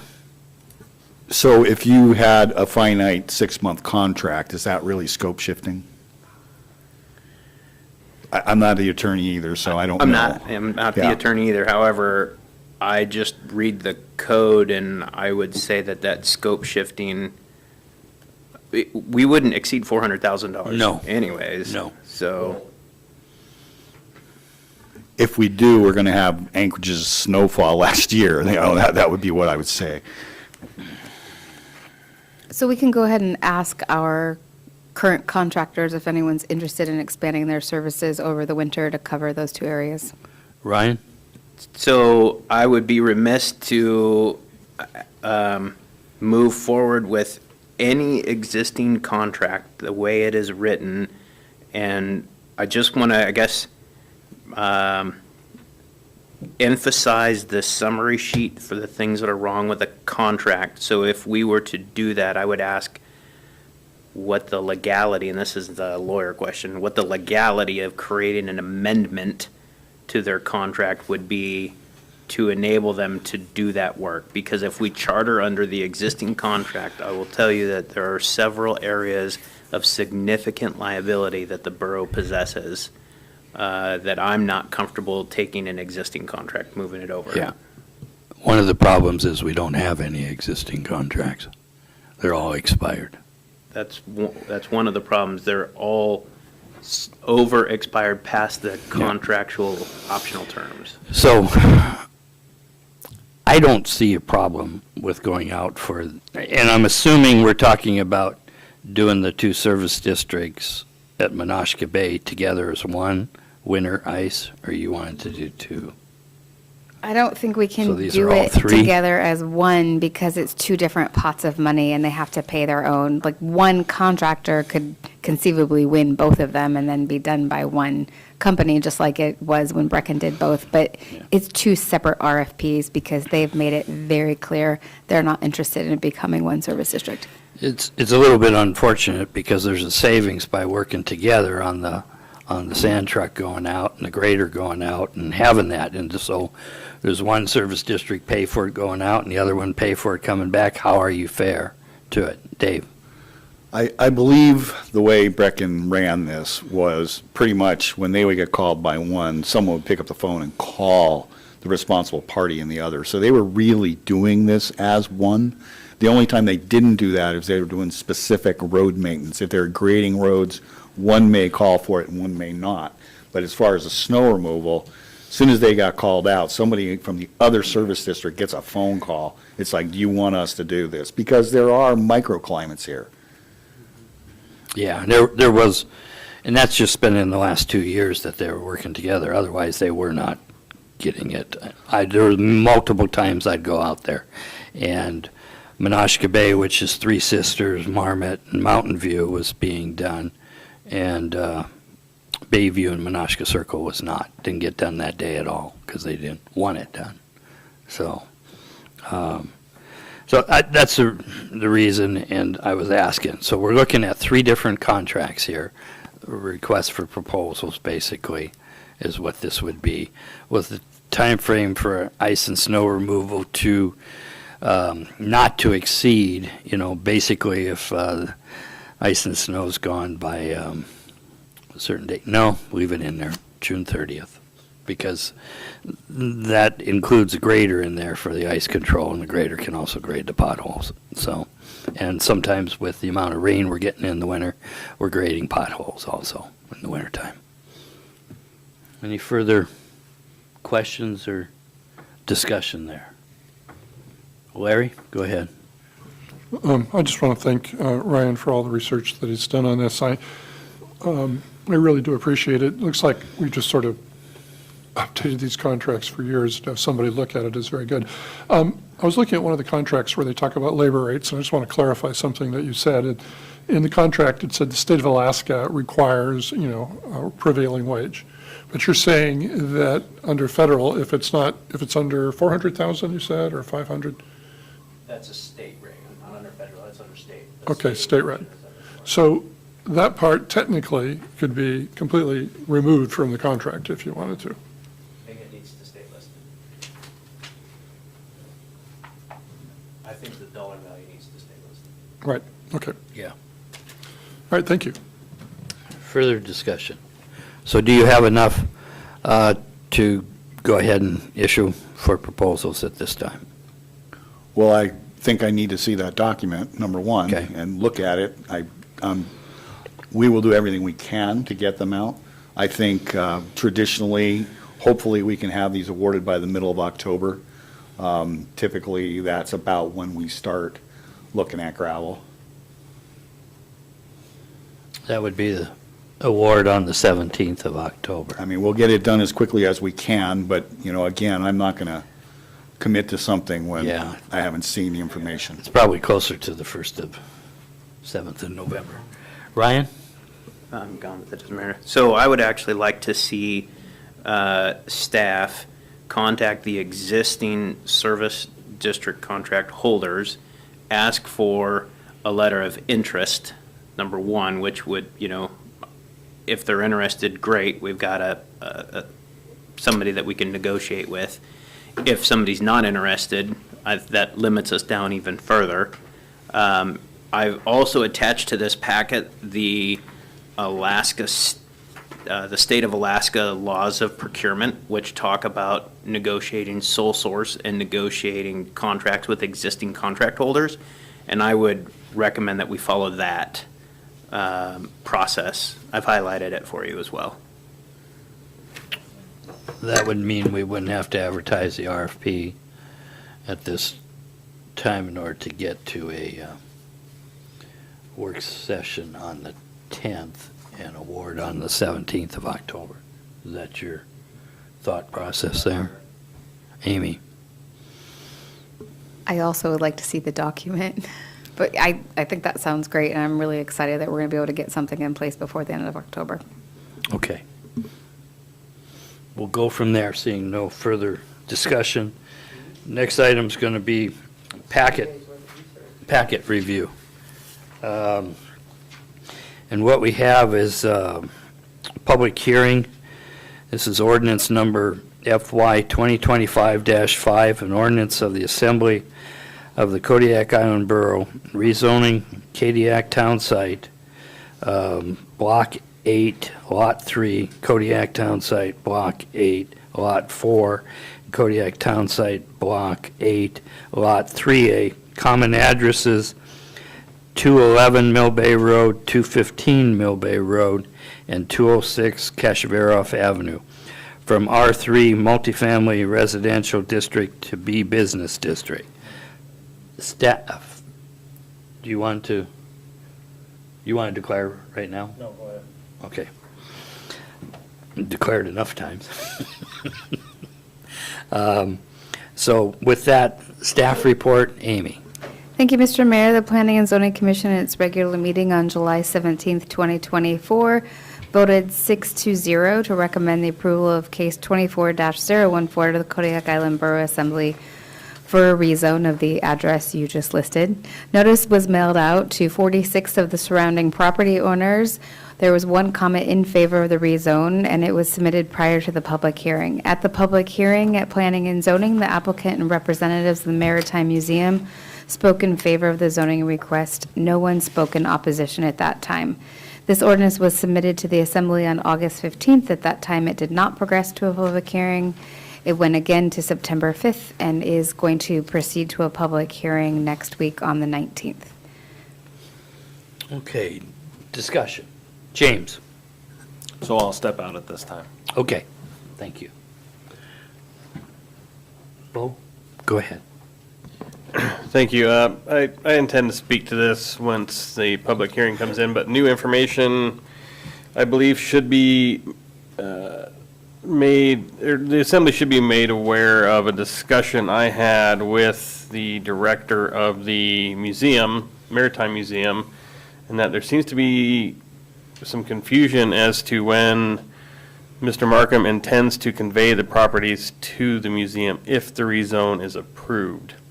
As I understand it, I could be incorrect, but I would love clarification on this confusion, or whatever we want to categorize this, in that, as I understand it, Mr. Markham only intends, if this is approved, to convey one property to the museum initially, and then it could be some years afterward to convey the other two.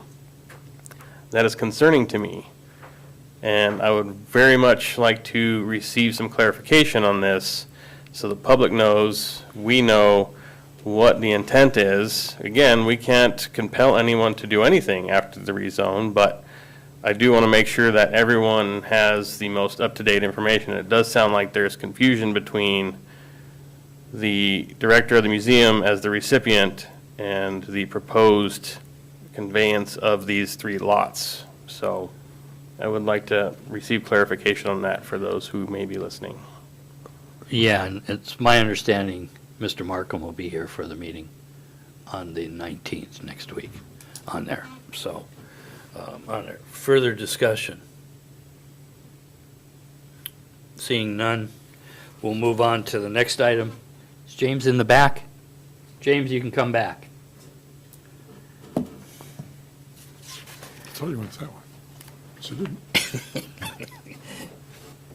Okay, so just a second here.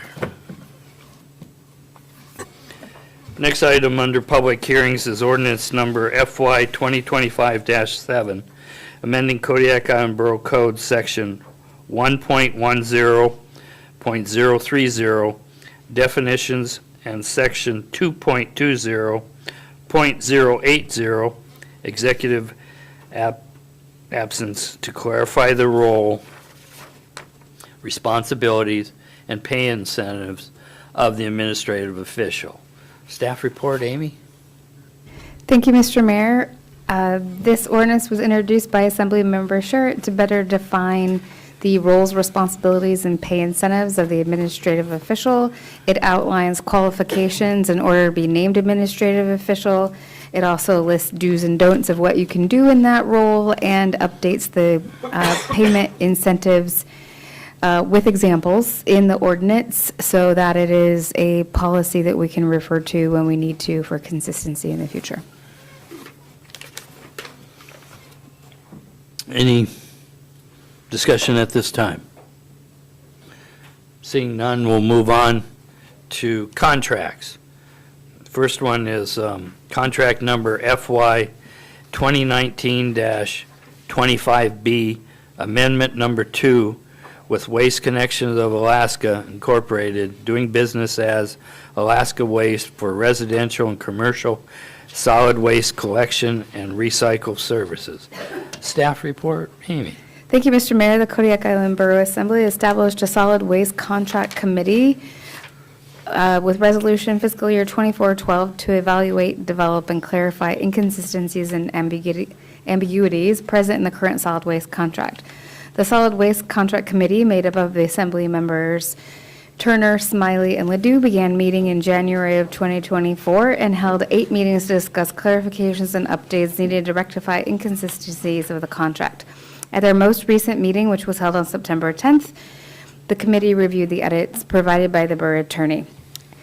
After the First Amendment passed, Engineering and Facilities kept a list of all the issues, complaints that were reported to the borough. There have been issues with billing, overflow, non-payment, inadequate dumpster space, hazardous materials placed in dumpsters, and the list goes on and on. The start of the Second Amendment was driven by inconsistencies in who paid and how much they paid. The amendment has evolved to clarify definitions, document how customer accounts are completed, and I just want to clarify that we haven't had a problem with customer count before, and then this year when Alaska Waste put its annual rates in, our residential rates were scheduled to go up 30%, and our commercial rates were going to go up just under 30%. So it wasn't hard to figure out that we had a problem with customer count. If we didn't keep it in check, we were going to face some significant changes, and so we knew that that was really important to address in this amendment.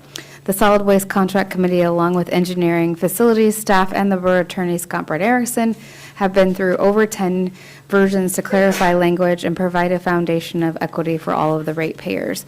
This will save some people money, and it will cost other people to have to pay more. However, new definitions create a level playing field for our residential and commercial user groups. This is a lot of information, and I'm certain that there are a lot of questions that have come up. We tried to send this out to you early. You should have gotten your first copy before Labor Day. And so it's going to be up to you tonight to determine how we go through this. There's an outline provided. Patricia is here with her tabbed manual of knowledge. So it just, I guess my question is how do you want to go over the summary?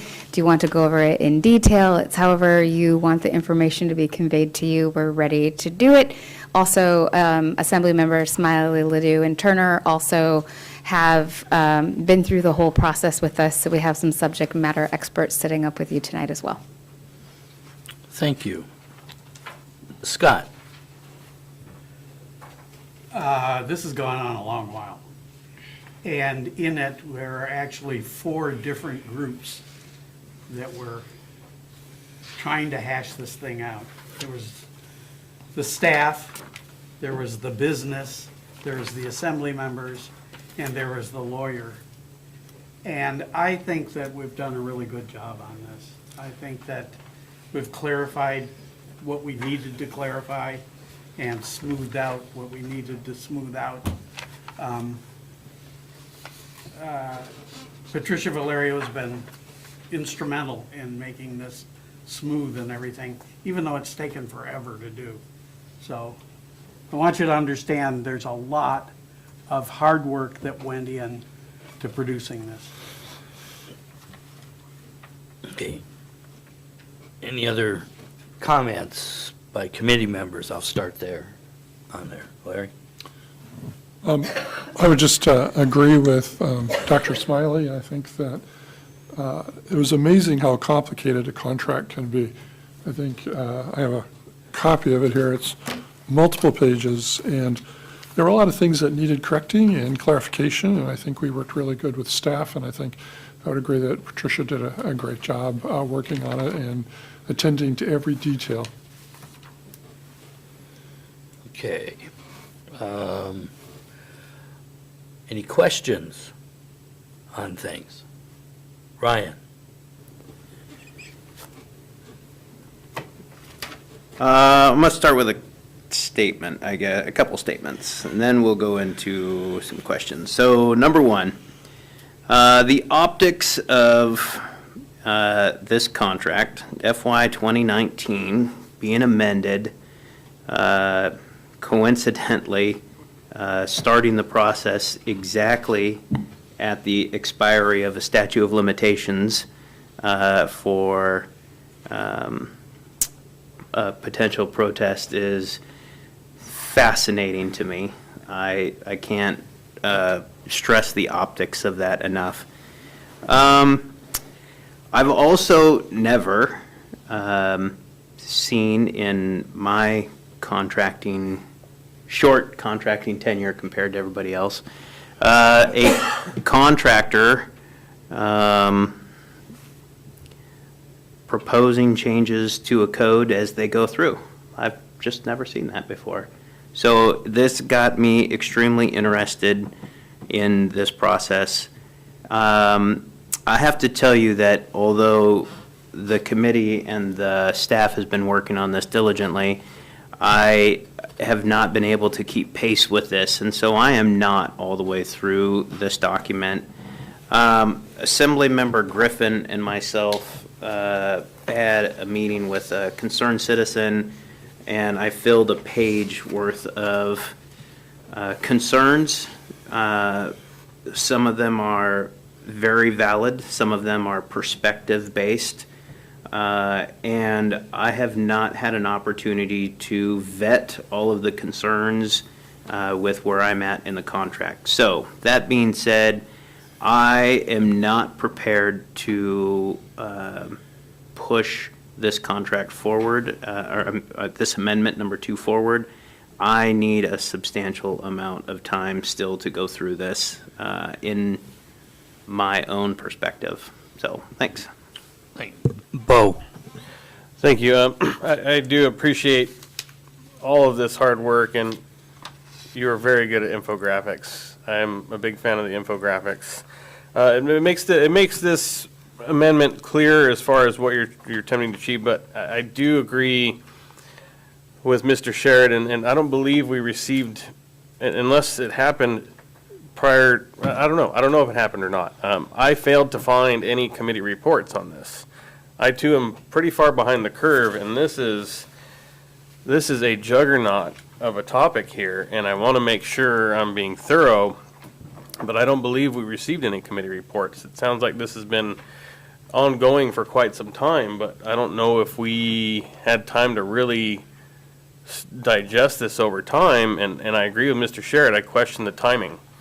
If this contract is going till the end of FY '25, I would like to see these changes come in the next proposal.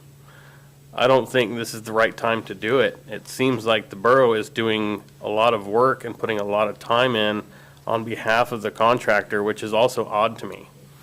I have also spoken with concerned members of the community here where they plan their business around a contract and a contract duration. So to change that I understand contracts are amended often. However, not quite to this extent, in my opinion. And again, if these are changes that make sense and make this more equitable to all users, I'm on board with the discussion, but I can't support the timing. So I agree with Mr. Sherritt. If this were to come through soon, I probably won't vote in favor for it. Amy? I'm confused about the timing thing. Could you explain that? Why? So this contract goes through June 30th, 2027. So it is 25. No, it's 27. 27. Does this say typo? Where? Contract Where are you FY at? 2019. Oh, would this mean?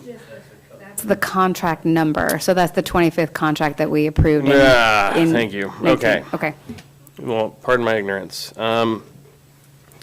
So then, my second part, regardless of timing, is I need to have a better understanding of how this could affect our small business owners in the community.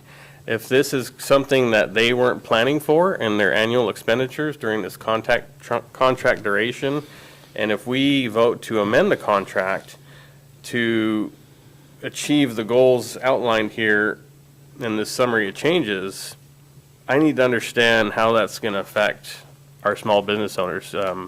Certainly don't want to increase fees on them or the community, and if that's what this is aiming to achieve, that's what I'm more interested in. I'm far less interested in how convenient it will be for the contractor to provide the level of service. I want to know how it's going to affect people's bank accounts, whether it's a small business owner or a residential service. Amy? As long as the contract is, there is many answers to that question, but I think the biggest one is that the customer count. So the customer count is how many customers Alaska Waste uses, and that figures into our CPI and PPI calculations, which is a confusing part of the contract, but that's how we figure out how much our rates are. And the way that came in, our commercial customers, if they're allowed to determine customer count the way that they were going to at the change of the fiscal year, that rate goes up 30%. If we correct the way that we do customer count inside of the contract, that holds them to counting customers the way that they used to, and our commercial rates will stay steady. Or it's been so long since we actually covered it, but I believe the commercial rates are actually going to go down. So Because of the PPI and right, and CPI. it's going to be a big incentive to get the customer count passed. As far as how it's going to affect our small business customers, all of the small business customers are required as a commercial business to meet the standard option, which is a 2-yard dumpster. In Amendment 2, we allowed them to get a roll cart instead of a dumpster because some people just don't produce enough waste that they require a dumpster. Some people don't have a parking area where you can fit a dumpster. So they have the option of going for 1, 2, 3, or even 4 roll carts at their small business, and that's determined by the amount of their waste stream. So it will affect small businesses equally in the fact it's requiring all small businesses to pay a fee for solid waste.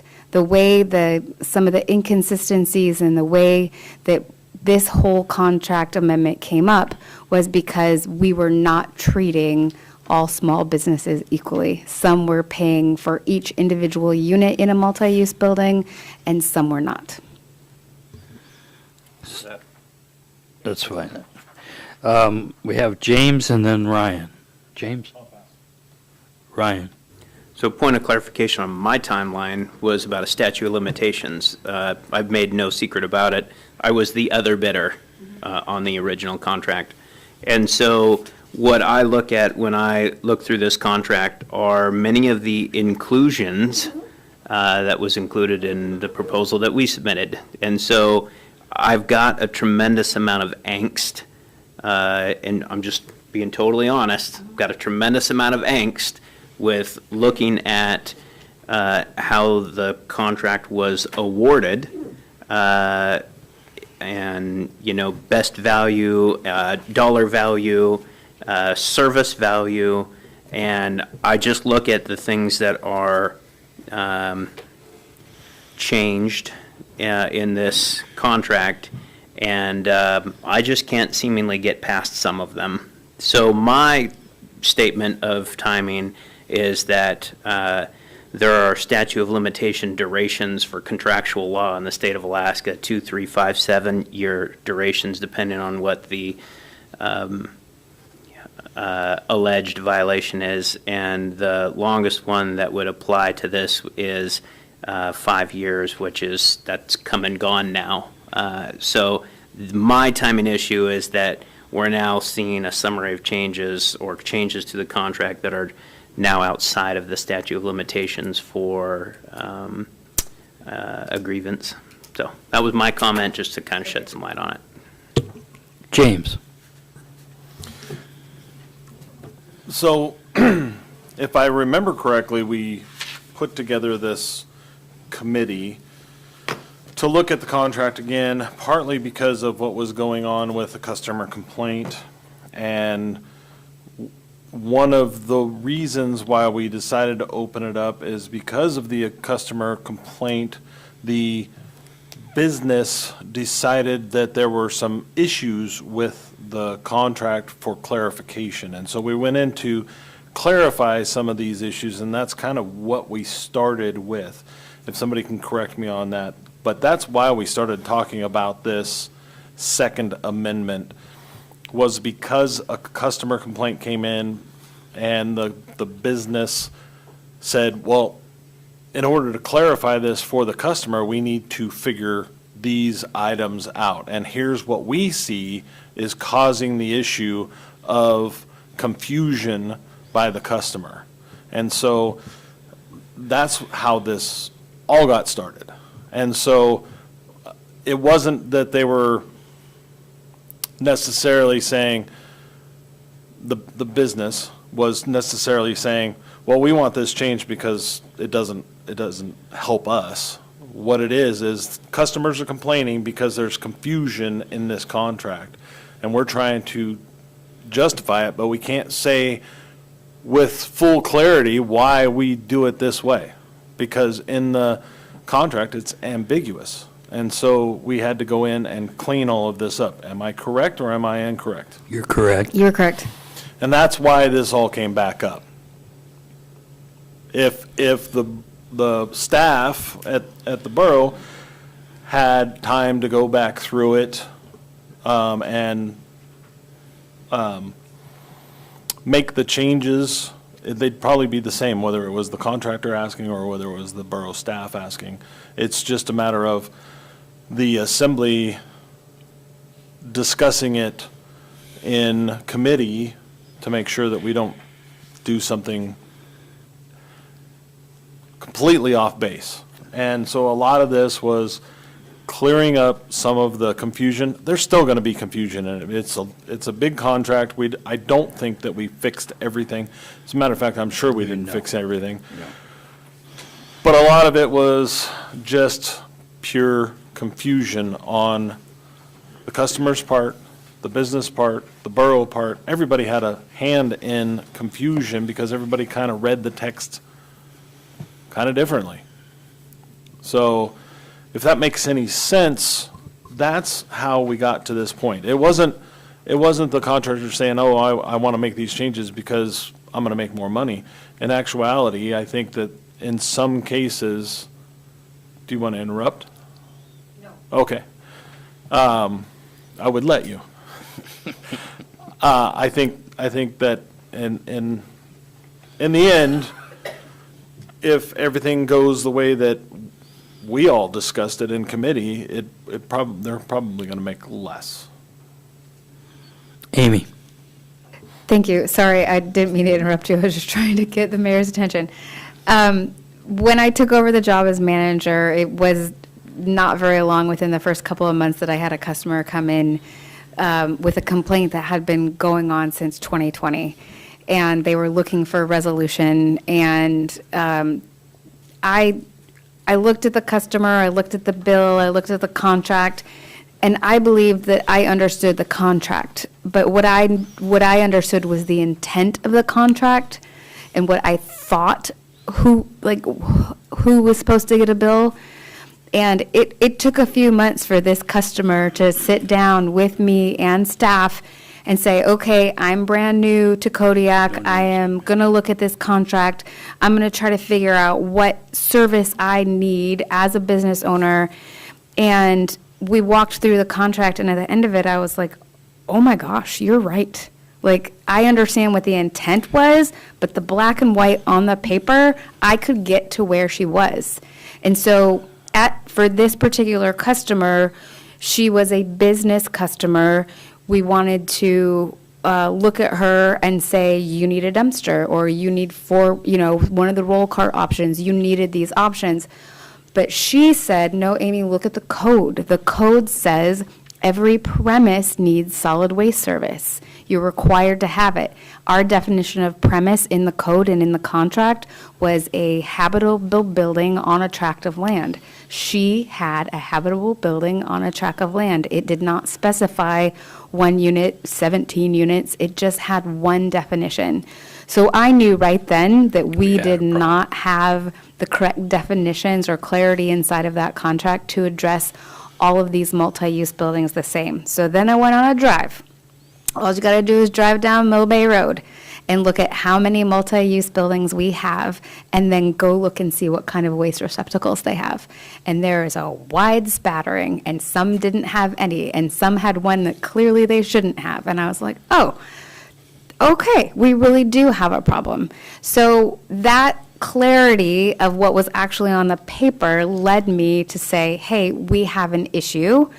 I am going to try to fix this issue. Why we try to work with Alaska Waste and try to work on your bill and try to, this bill was, I don't want to talk too much about one particular case, right? But it was really high, and we negotiated, and we got it down to something that was reasonable, and both sides agreed, and I thought that we had reached a little bit of Xanadu in that case. But it wasn't, because the contract still says what the contract says. So that's why in that case, and they're not the only ones, but I realized that we aren't treating everyone the same. Right. And so our goal is to treat everyone the same. Everyone should be treated the exact same under this contract, no matter who you are. And we tried to make it so it was clear on definitions and what the minimum requirements were. Amendment 1 offered some varieties to that minimum requirement, and I think that this process has been enlightening on what the customer sees. This particular customer taught me about our complaint process and how bad it was and how we needed to fix it, and how new customers or new residents coming into the community would know nothing about this. She taught me how our education is, that education aspect of how we should be teaching residents about this contract is bad, and how SWAB could do better and how the borough could do better. So it's been a learning relationship back and forth, but the end product not only addresses her issues, but addresses a lot of other things that we found along the way. If you remember, if you were paying attention or on the assembly when we did the First Amendment, when you open that contract, from the very first page, the table of contents is wrong. And then the math on the example of how to figure out the rates for CPI and PPI, the math is wrong. I tried to go into Excel and copy those formulas, and I thought I was going crazy. It was like looking at that thing earlier, like, what's wrong with me? I cannot make this math work, and I'm pretty good at Excel. So I knew that we had a problem. This version and all that blue and red and all that cross out, Patricia's fixed everything. The table of contents is right, the math is right, the new figures are right. We really put a lot of work into making this just a better contract. And all of this footwork is going to hopefully make our RFP process for a new contractor a stronger, better, smoother process moving forward. So I do understand it's a lot of information, and I totally understand why you might not be through it. And Alaska Waste is concerned because they want an active contract, but they've been very cooperative in extending the one that we have. Again, I think they're going to make less money when this goes through, so they're probably actually happy to let it ride.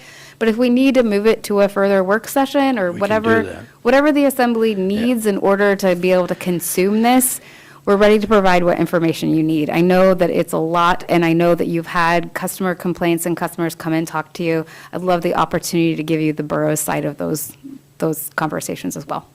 Now, next is Ryan, Scott, and then Bo, but I'd like to say something here, because I heard a couple of you say that there's a lot of information, haven't digested it. I haven't either on there. So we have a choice of pushing this off to a work session on September 28th, with it coming for 26, sorry. I'm having trouble focusing there. 26 with the regular meeting of October 3rd, which is the first week in October. Consider in your statements whether you're in favor of that or not for me, please.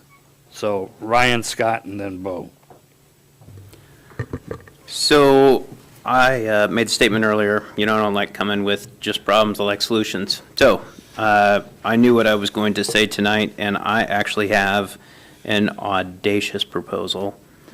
I would actually propose that we move this contract amendment to public comment, and we get the public to weigh in on it, make the contract available on our website, and we get the community's input on this. If the community is fine with it, and you walk into the room and you're the only, so if the community's fine with it, then I'll be fine with it. But I would actually propose that we move this particular contract, because it impacts every single person in the borough and in the city. We move this to a public comment. Public hearing. Public hearing, thanks. On there. It's a thought. Are you proposing that for, like I said, an October meeting, the 3rd, or are you proposing that for the 19th, because there isn't much time to advertise for our meeting next Thursday?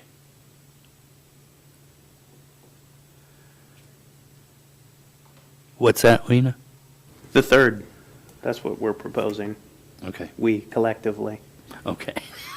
I couldn't hear, that's why I'm looking for clarification there. Okay, so we're, one potential, what you're proposing, Ryan, and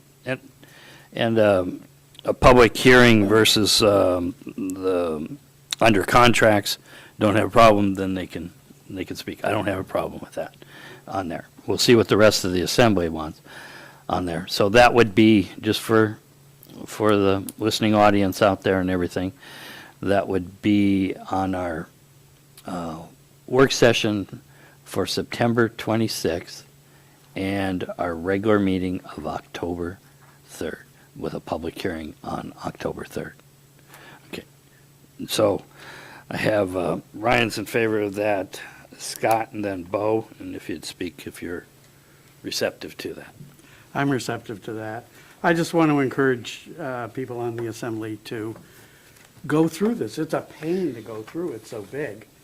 But if you look at the blue stuff in here and compare it to the red stuff, you're going to see what we did and why we did it. I think it's really well outlined in this, and I encourage you to do that. Thank you. Bo. Thank you. I won't need, I'm in support of moving this to public hearing as well. I won't need a whole lot more time, thanks to these wonderful summaries and infographics again. I'll be ready for the discussion. I would, in the future, I think we would all benefit from committee reports. I still don't think if we received them, the issue at hand it didn't sink into me if they were delivered via committee reports, but I'll be ready for that October meeting. Thank you. Okay. James, and then I was going to see if we have a way to ask Steve if he's got any comments on there, or whether he can respond. James? Just a response to the committee reports. Every single time we had a meeting about the contract, it was in the manager's packet whenever she would have discussions. That's why nobody brought it up in committee, because she had already discussed it. So it was already pretty much on the record in the manager's report. So all you have to do is pull out a manager's report and you can read what was discussed. Okay. Steve, do you have any comments? Yes. Go ahead. No, I'm in favor of moving to public comment, or public hearing. Let's get input from other people if they're going to vocalize it, and then move forward with the proper procedure of voting it. Okay. Thank you. Yep, Anything, that's it. anything else, Steve? Not at this time. With that, and maybe this is where you're going to go, but I wanted to mention it now, is what I also am proposing that ordinances for introduction, we remove that and put that on the 3rd also on there. You're in agreement, Amy? Yes, that wasn't what I was going to say, but I do agree with that. Okay. Go ahead then with whatever you were going to say. Thank you. I just wanted to ask the Assembly if there was anything else that staff could provide, or if you, what you needed to help you digest this, or anything that we could do to make this a smoother process. Go ahead, Bo. Thank you. I did have one in this, this memo that was provided to us from our borough attorney. On page 2, there are practical considerations to take into account, and there's 5 that are listed. Number 4 stands out to me. I mean, there's going to be opposition and there's going to be support, and that's pretty expected on my end. However, number 4 sticks out to me a little bit. If the tenant is responsible for the account and does not pay, making the owner responsible for any delinquency without notice to the owner of the delinquency, or imposing late fees without prior notice of amounts due, raises some fairness and due process concerns. I don't know how to wrap my head around that one. James? Neither did we. And so, since at the late hour, we didn't get anything solidified in there, we were going to discuss that when we got to that point. Thank you for bringing it up. Basically, what we wanted to do as a committee is go back to the old statement that was in past contracts, which was the property owner is the account holder for all tenants. That they pay that payment, not each individual tenant. It doesn't help anybody by trying to figure out who's going to pay in a commercial building that has 15 tenants, right? So you got 15 different dumpsters there. Well, you really only have one. Alaska Waste has been pretty good about sending out separate bills because of the way that the wording of this contract is. But as a committee, we thought that it would be better if it was just a single payer, which was the property owner, not tenant. Doesn't matter what property it is, whether it's a commercial or a residential rental. Any way that you look at it, the property owner is responsible for the payment. And so when you get that statement, there's another statement in there somewhere where it's the tenant is responsible, but the property owner is ultimately liable. You really can't do that. Go ahead, Bo. Thank you. That's helpful. So, in going the route of the property owner, let's say there's a 6-unit commercial building, how does the contractor track that then? If we're just kind of flipping responsibility of who monitors that, how it's still the same problem, just someone else has to essentially track each unit.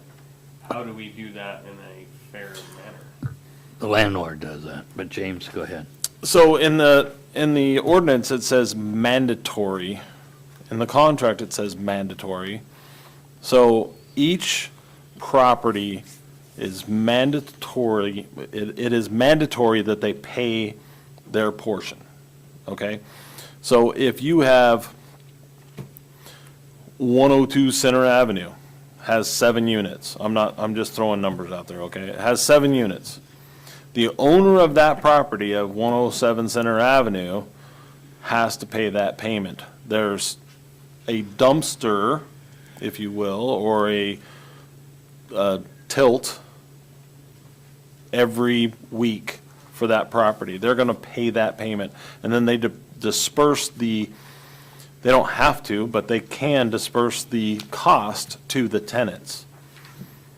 Right now, it's not done that way. Right now, you got 7 units, and each of them have their own payment with Alaska Waste, but there's still only one dumpster.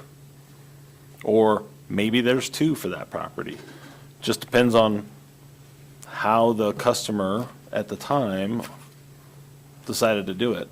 The property owner is the one responsible for deciding how much trash should be collected, right? So if there's a 2-yard dumpster and it's picked up once a week, mandatory to pick up once a week, if they're getting more garbage than that, then they just ask for another pickup that week instead of getting a larger dumpster for their property. But it is ultimately the property owner's responsibility to figure that out. Whether it's a 2-yard dumpster, a 4-yard, 5-yard, 10-yard. 3 dumpsters. 5-day-a-week pickup, 7-day-a-week pickup, 1-day-a-week pickup, because 1 day a week is mandatory.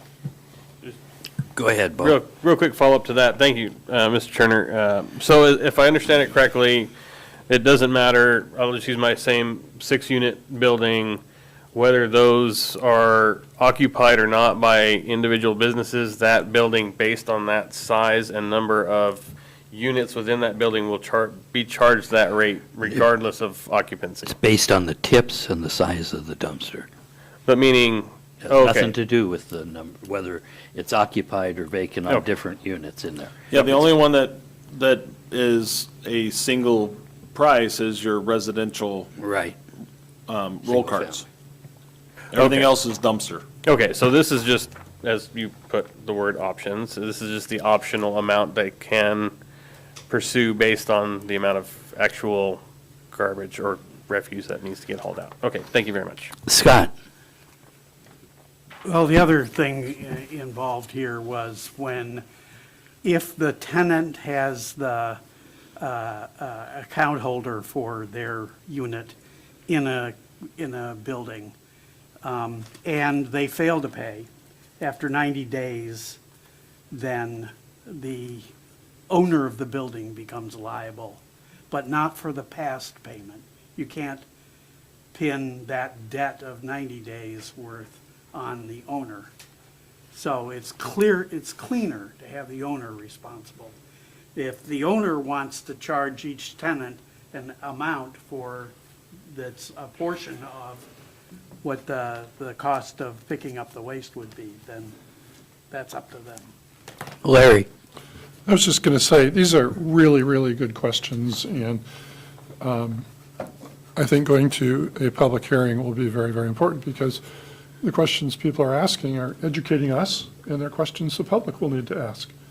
And so I really appreciate the idea, and I really like your questions, by the way, because they clarify.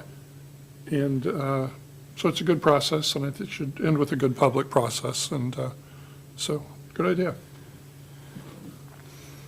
Ryan?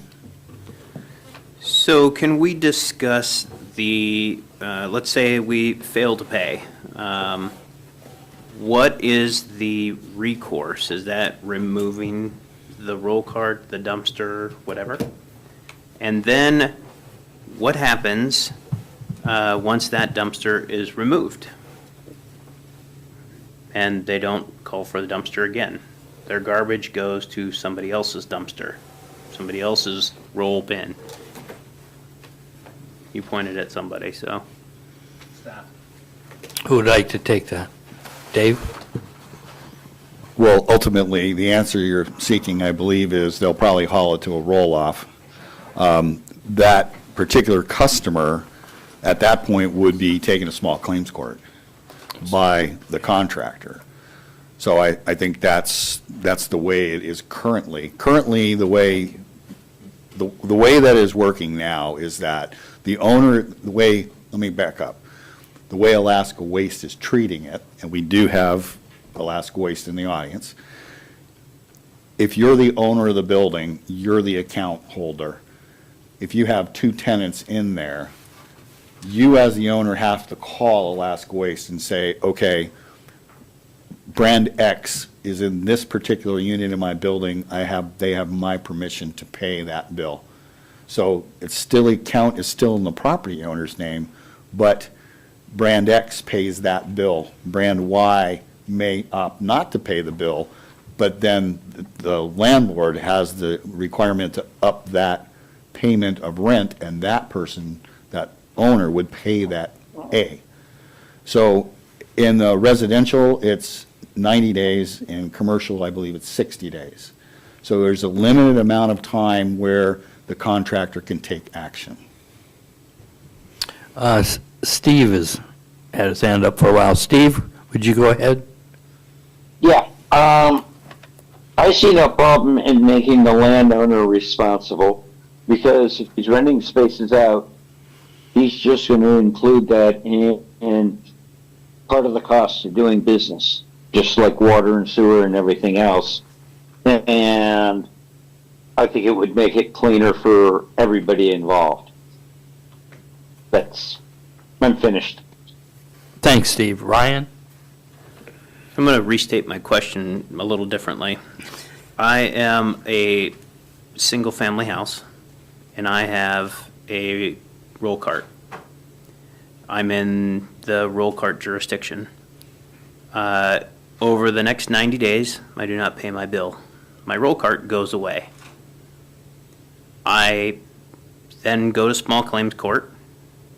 Let's just say I drag it out. Where am I going with my garbage? And then, let's just say I don't settle in small claims court, and I don't have credit status at the vendor and don't get back on. I'm now cured of having to pay garbage fees. Go ahead, Dave. Well, hopefully it doesn't go there. I don't disagree with you. I also think that something that's not here is an enforcement portion. And that's never been here the entire time I've lived here.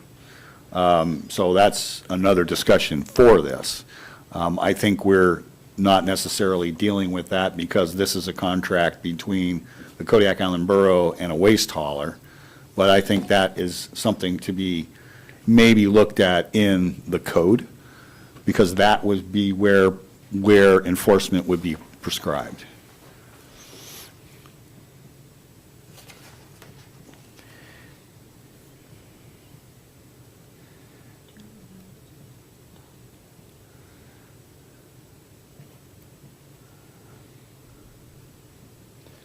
So there is a paragraph here that discusses deposits.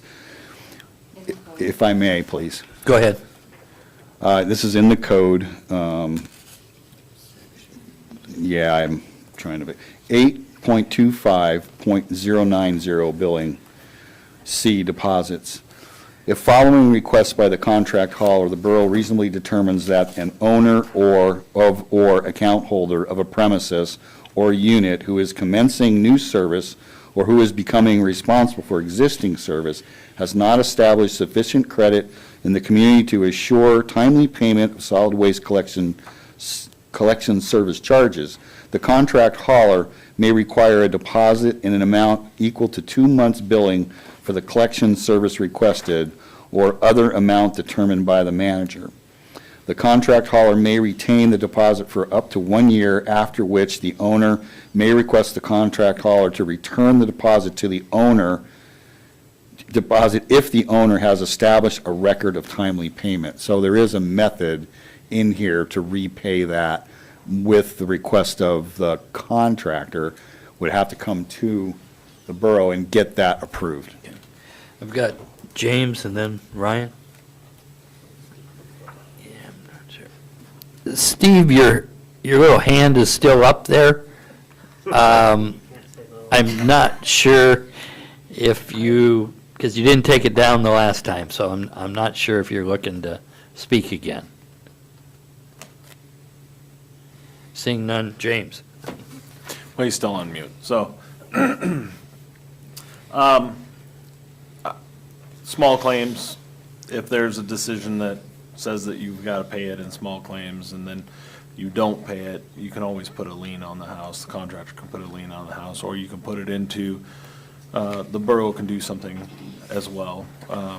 So there are methods, but it just depends on who wants to do it. And it probably needs a little more work too on there for the next contract. So, Ryan.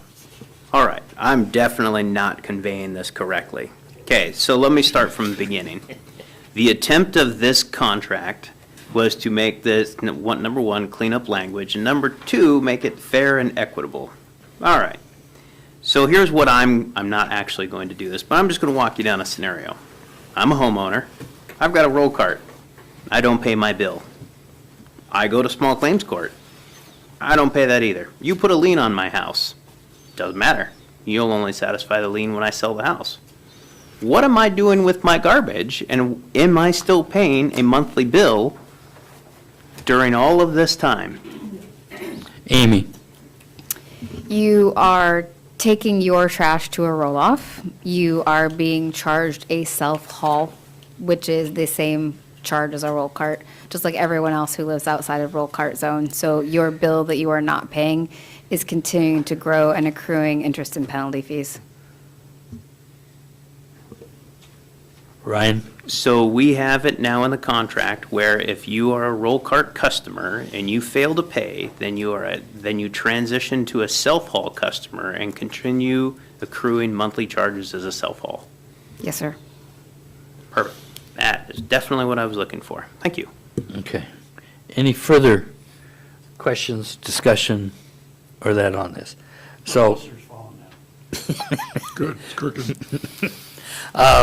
So, once again, this will be on the work session for September 26th and a public hearing on October 3rd. So, and then also the ordinance for introduction, which is listed as ordinance FY 2025-3.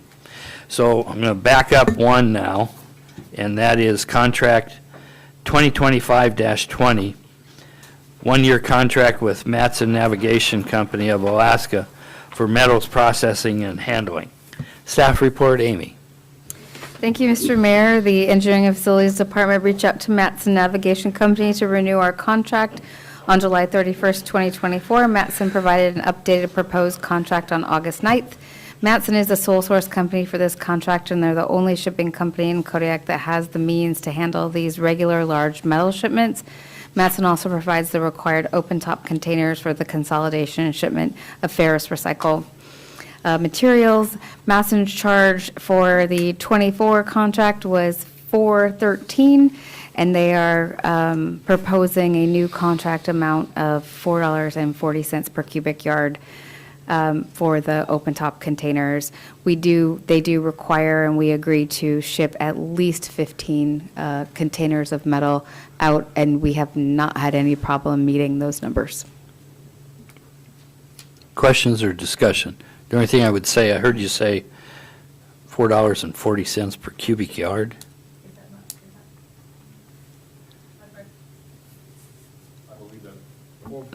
I believe that's correct. 440. 440. Okay, I wrote it as $4.40. I'm missing on my It is $4. on my tablet It is $4.40. per cubic yard. Yes. Per 100. There is usually by weight. There's not enough cubic yards in there to get the tonnage up that you need there. So it's usually per 100. We'll go back and clarify that Okay. for next week. On there. Yeah, and for the Clerk, I'm missing page 187 out of 309 on my tablet. Thank you. So I saw two here, two there. David? It's per hundredweight, you're correct, Thank you. CWT. Thank you. On there. Patricia, you had your hand up too, was that same thing? Then I saw Scott and Ryan. Are we doing anything about the metal waste in the villages? No, No. our landfill right now handles on-road system solid waste. So they're responsible for it, each village? Yes. They have had some programs through CANA for haulback, and CANA has worked with our hazardous waste as well. I was just wondering if this Matson thing, if they could piggyback onto that, do you think? Load a container in their village and bring it around. I guess it just depends on who's going to pay for the shipping of the container to get to the village and who's going to pay for a full container to get back to Matson to ship out. Dave? So we were involved, the borough was involved in this a number of years ago where there was a grant and the borough coordinated and there was a barge sent to each of the villages. That is the most cost-effective way and also most accessible way because getting a 40-foot van to some of these villages is not practical. And there is discussions of pursuing that in the future. There's folks looking at that to figure out how to get rid of some of those materials out of the villages. Okay, thank you.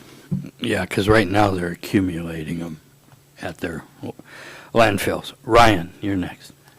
Thank you. So I view this contract, number one, I support it, but I also view this as 50% of the equation. So there's a transport equation, then there's a disposal equation. So my question to you is, do we have a disposal contract that runs tandem with these shipments? David? We have a contract with a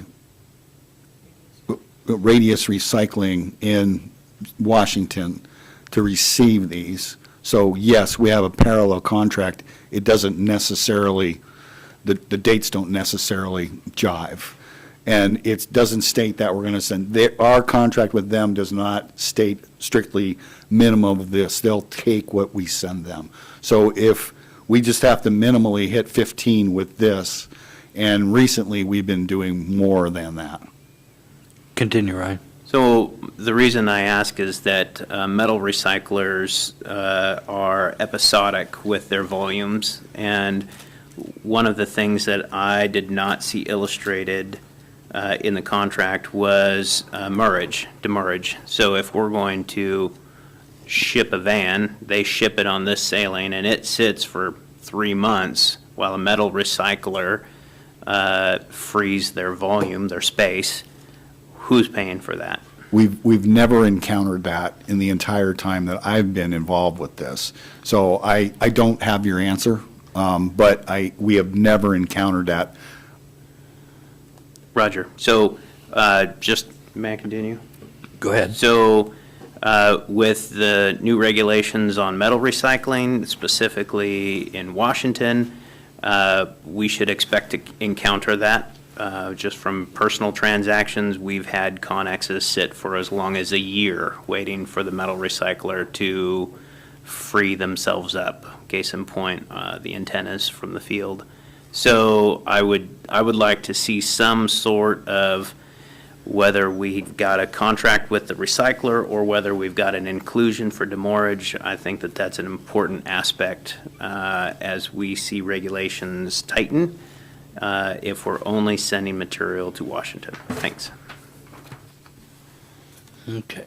Any further comments or discussion? Seeing none, I'm going to go ahead and move on. Next item is under other items. It's the appointment of the October 1st, 2024 regular municipal election officials. The clerk, Lena? I believe the list is included in your packet.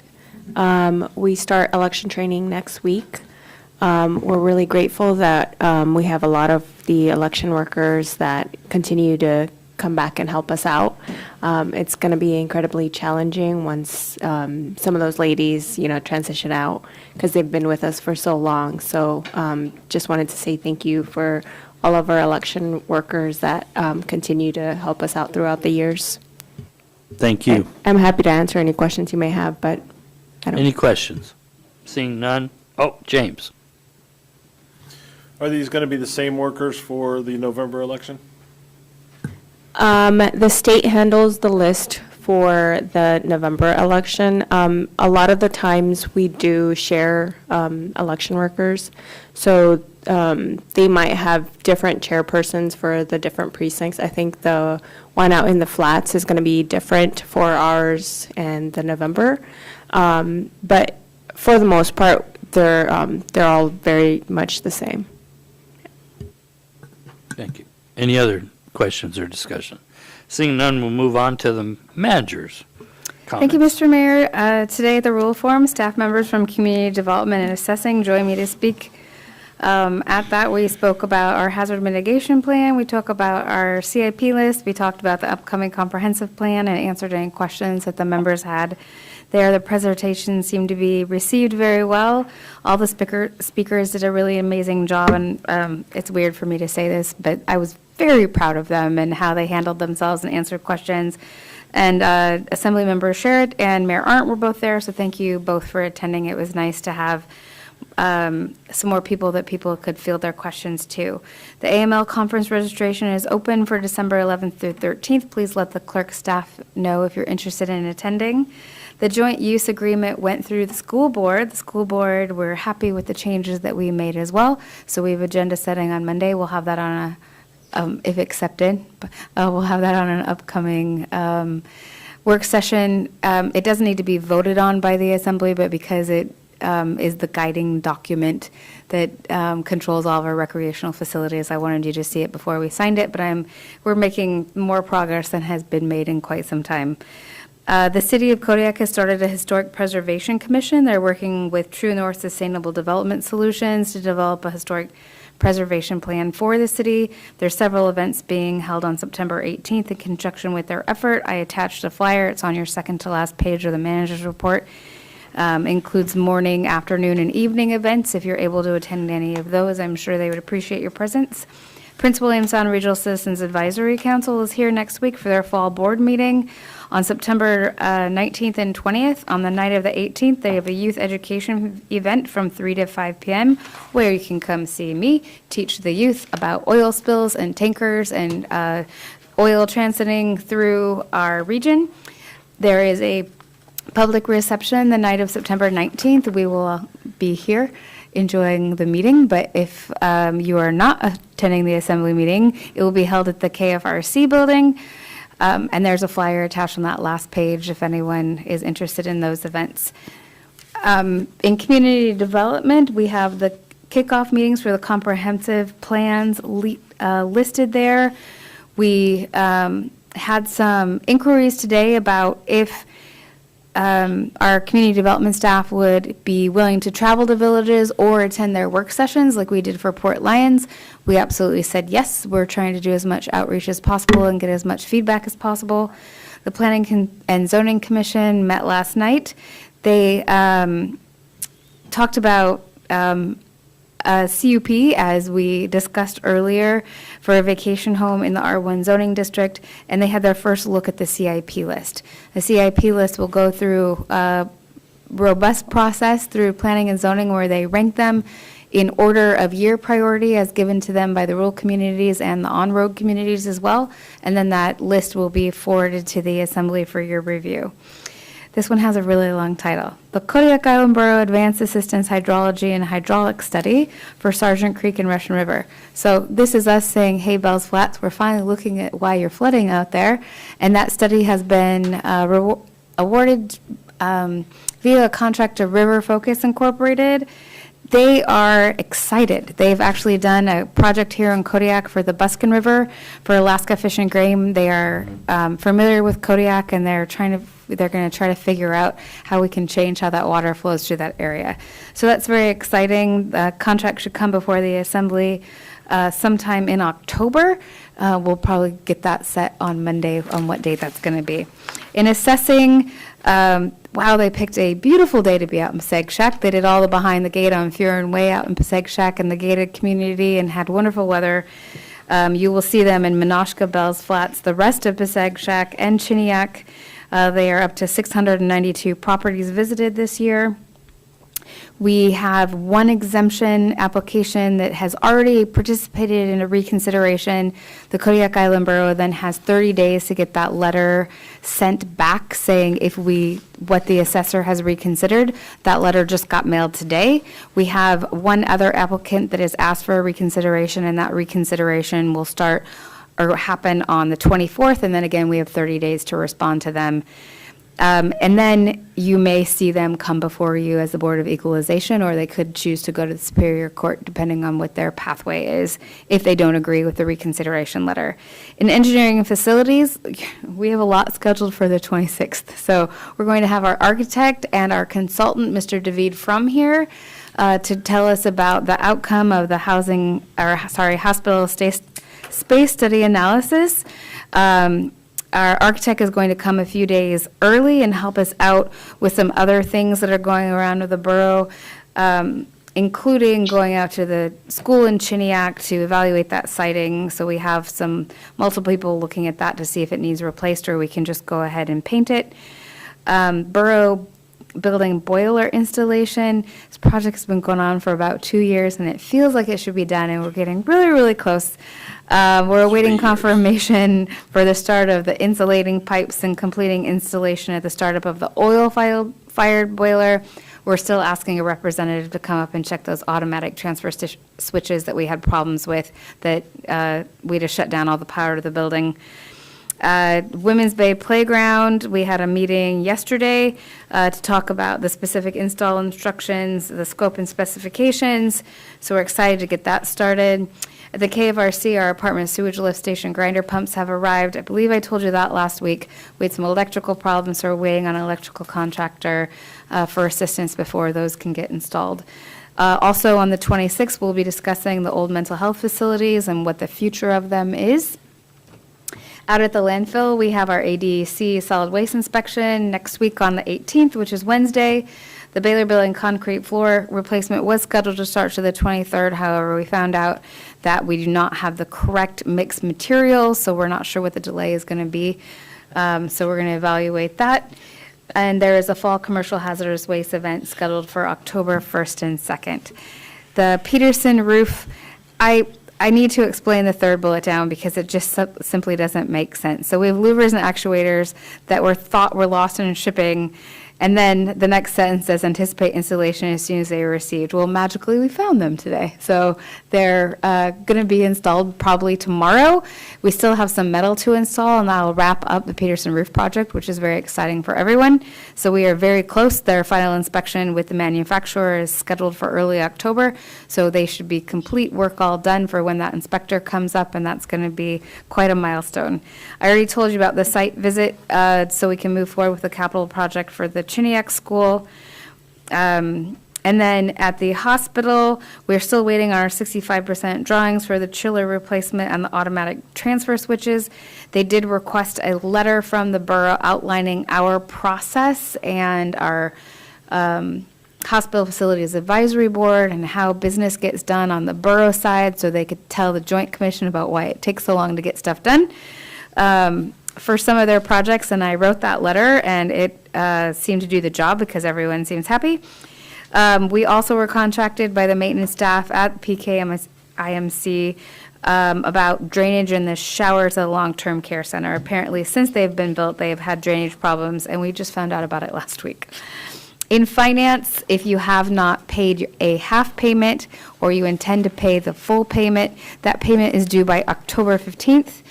If you did pay your first half payment, your second half payment must be paid on or before November 15th. Dora didn't add it, but auditors are on site all next week, so you'll see Altman and Rogers folks in the building Monday through Friday. They'll be in the conference room downstairs. In IT, we have a software upgrade for our Laserfish system that's going to be happening this weekend on the 14th and 15th. And You really probably can't tell, but because the candidate forms were in here and technology has changed, we have upgraded and configured the assembly room systems for Zoom streaming and allow people to call in and see everything through Zoom. So Lena was here, the staff member, on Tuesday night. Thank you. She was here for the borough and the school board. And then Brian was here from E&F on Monday night. So thank you guys for being here. Out at Bayside, they continue to have great attendance at their drill sessions. Their people are coming back from their summer escapades with commercial fishing, and we had someone out getting a PhD. So we're excited to get them back, and it was great to see that they were able to participate in the 9/11 memorial that the city held yesterday. So the last 2 pages are just that historic preservation and the Prince William Sound Regional Citizens Advisory Council. I will be at those board meetings all day on Thursday and half the day on Friday, and also at that youth education event Wednesday afternoon. And I'm happy to answer any questions you might have. Okay, we have two. First is Scott, and then Ryan with questions, and then Bo. Madam Manager, can you tell us what happened with the complaints at the Port Lions School? Absolutely. You should have received a memo this week from the mayor and tribal administrator from Port Lions listing some maintenance issues that they were having at the Port Lions School that have dated back a few years. Earlier this week, I went and our project manager, project assistant, and engineering and facilities director met with the superintendent and their maintenance supervisor to go over that list. There were a lot of items on it. They requested help with 2 of them, and that would be to evaluate the siding at the Port Lions School, and then they have French drainage issues around the parking lot. Everything else on the list, their school maintenance supervisor thought was stuff that the school district could handle themselves. Thank you. Ryan. Thank you. Let's see, a couple things.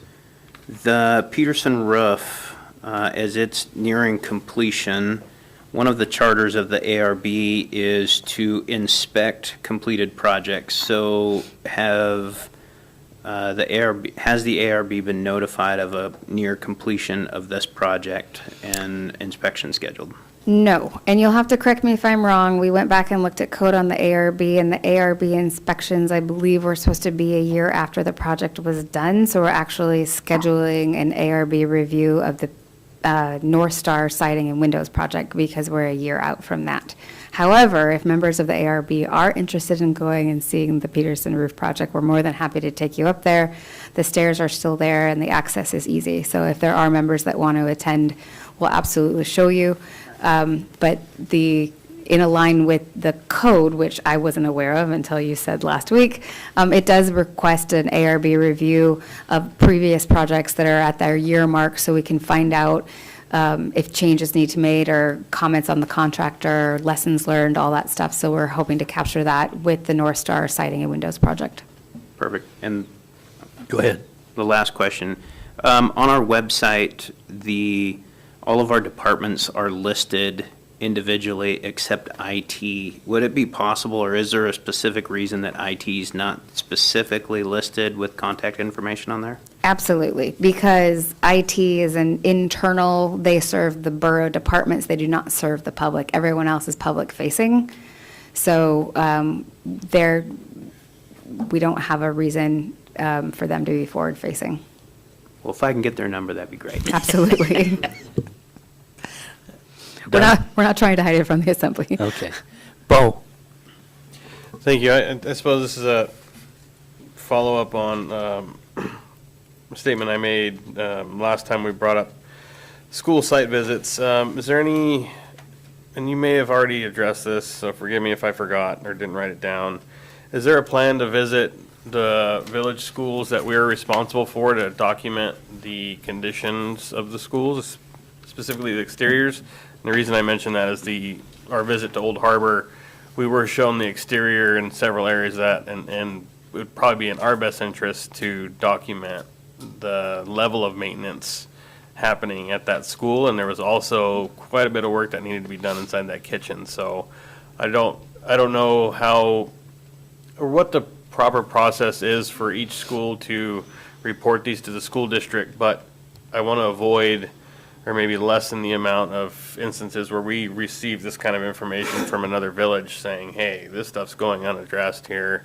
So was there a plan to hit these schools? And if there is, and please just point me to it. No, that's a great question, and thank you for asking. So this came up in that meeting with the superintendent earlier in the week, and they have trips planned to the different villages, and we've asked if we can send our director, I'd like to send our project manager out to see those schools. If there's an extra seat, I want to go. But if not, I would like our project manager to go out. Old Harbor has been reported as the one that needs help the most as far as the envelope is concerned. And so they're aware of that. And for the first time, we got, they have a whole binder with they went out to Port Lions and they found everything about the school, interior and exterior. And we heard that it was done, but it had never been shared with us. And earlier this week, we not only got one, but we got 2 copies of that. They're going to look at letting us into their work order system for all the schools, which will be very helpful for us. They also did, with their last maintenance director, a bunch of infrared drone flyovers of schools and roofs and exteriors to see where they found a lot of stuff, and that's why they brought out Trimco and had a bunch of stuff fixed. So I think we're building a better relationship as far as communication with them, and we've invited ourselves along on all their trips. And so we do have absolutely the need to go out, and we haven't done a good job with that, so we're going to step up our game and visit those schools. Absolutely. Thank you. The other thing I would let you know, Bo, is the kitchens in Old Harbor. That was taken care of. When we were out there, you were looking at the countertops in the storage building, and the intent was for that to get installed during the summer before school started. So, any other questions of Amy? Next item we have is clerk's comments. Lena.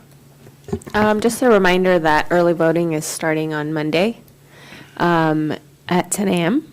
and it goes until 4 p.m.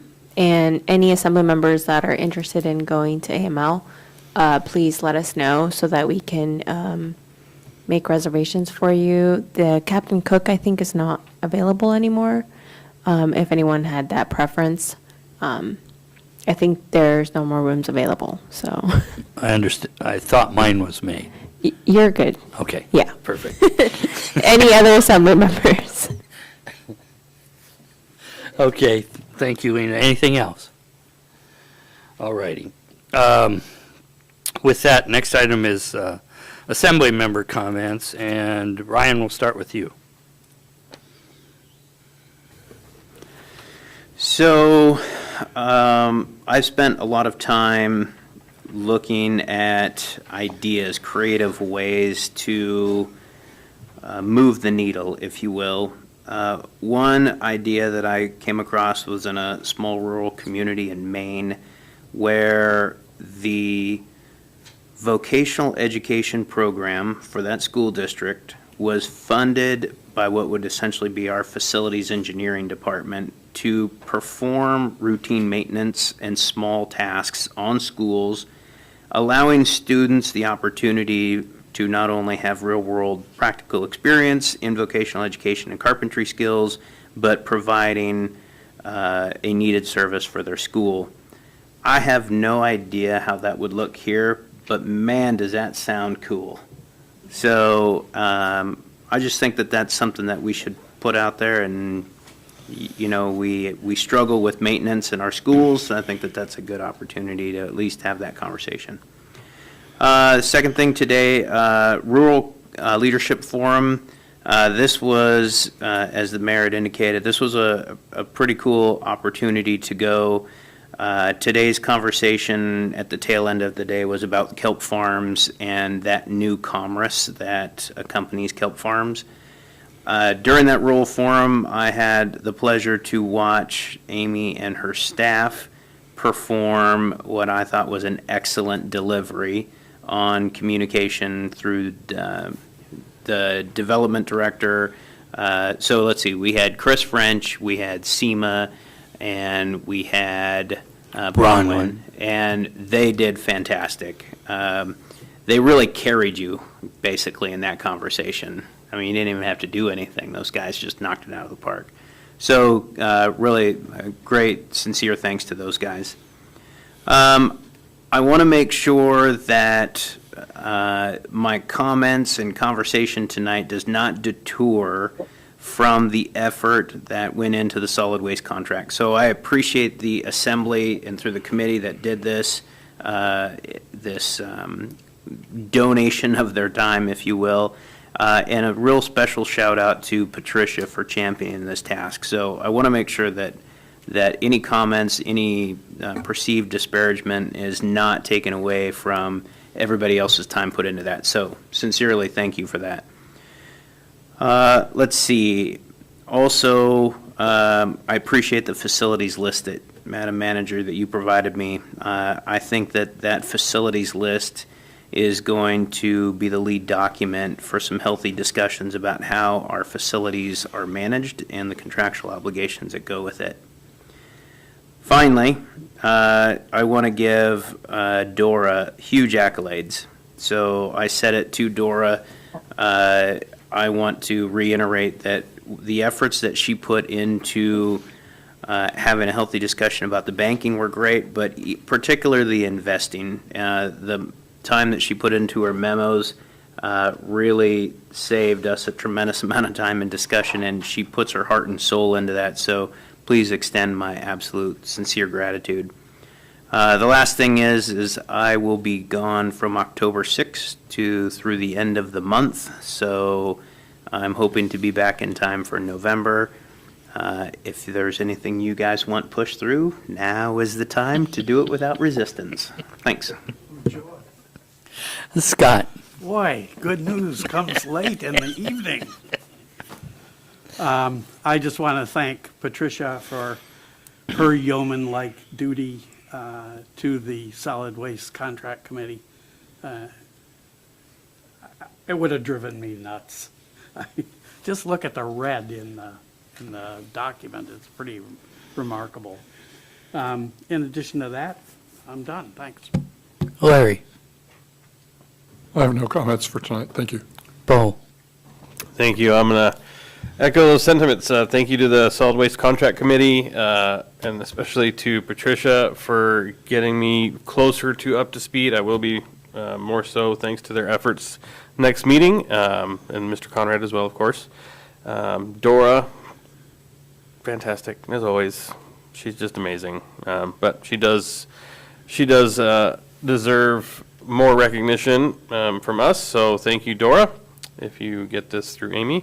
And reminding folks that it's time to vote soon. We need to increase the turnout. Please, please, please do this. Share this with your friends. Learn about the candidates. Please don't rely on a one-paragraph statement. Learn what they're truly about, how they vote, how they discuss issues that affect your life. We have an incredible amount of authority. Please understand who the person you're voting for and the authority that they are going to bring to this body that will have a direct impact on your quality of life. Please get your friends and family to vote. Thank you. James. Oh, Steve, if you're there, you're in between. Yeah, I'm here. I'd like to thank Ryan for all the time he put into looking at all the statutes and laws around the wages and the exemption. That obviously took a lot of time and effort. And I want to thank the clerk's office for setting up Zoom meetings and allowing me to attend while being stuck in Old Harbor. Other than that, no comment at this time. Okay, thank you, Steve. James. Great discussions tonight, but I am a little confused on some of the discussion, so I wanted to point it out in my closing comments. In one of the conversations that we had, we wanted to limit enterprise or small business on certain aspects. And in another discussion, we asked, is a particular item going to hurt small businesses? So either we want to help them or we don't want to help them. So we need to figure that out as a body and stay fluid with our same thought process on especially on small businesses. Thank you, James. Next item is mayor's comments. This week, the last 3 days was going to NOAA meetings and participating in a discussion forum with them, and great experience. It was a portion of NOAA Advisory Board that had never been to Kodiak. It was their first time. And Bob Foy came yesterday and was there yesterday and today. And they toured yesterday the Fisheries Research Center, and today was a couple of the canneries. And tomorrow, my understanding is tomorrow afternoon, Stephanie Moran invited them to Trident for those that will still be here. So we'll see on that. Also attending the leadership forum.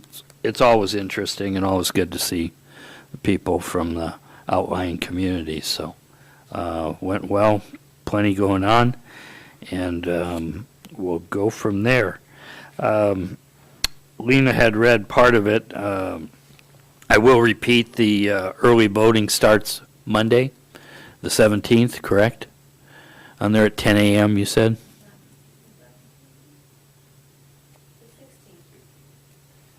16th, Monday the 16th. Thank you for that clarification. Then, and then the other dates were announced, so I'm not going to read them again. So with that, we'll go ahead and adjourn this work session at 9:46. Thank you all for attending. Good night.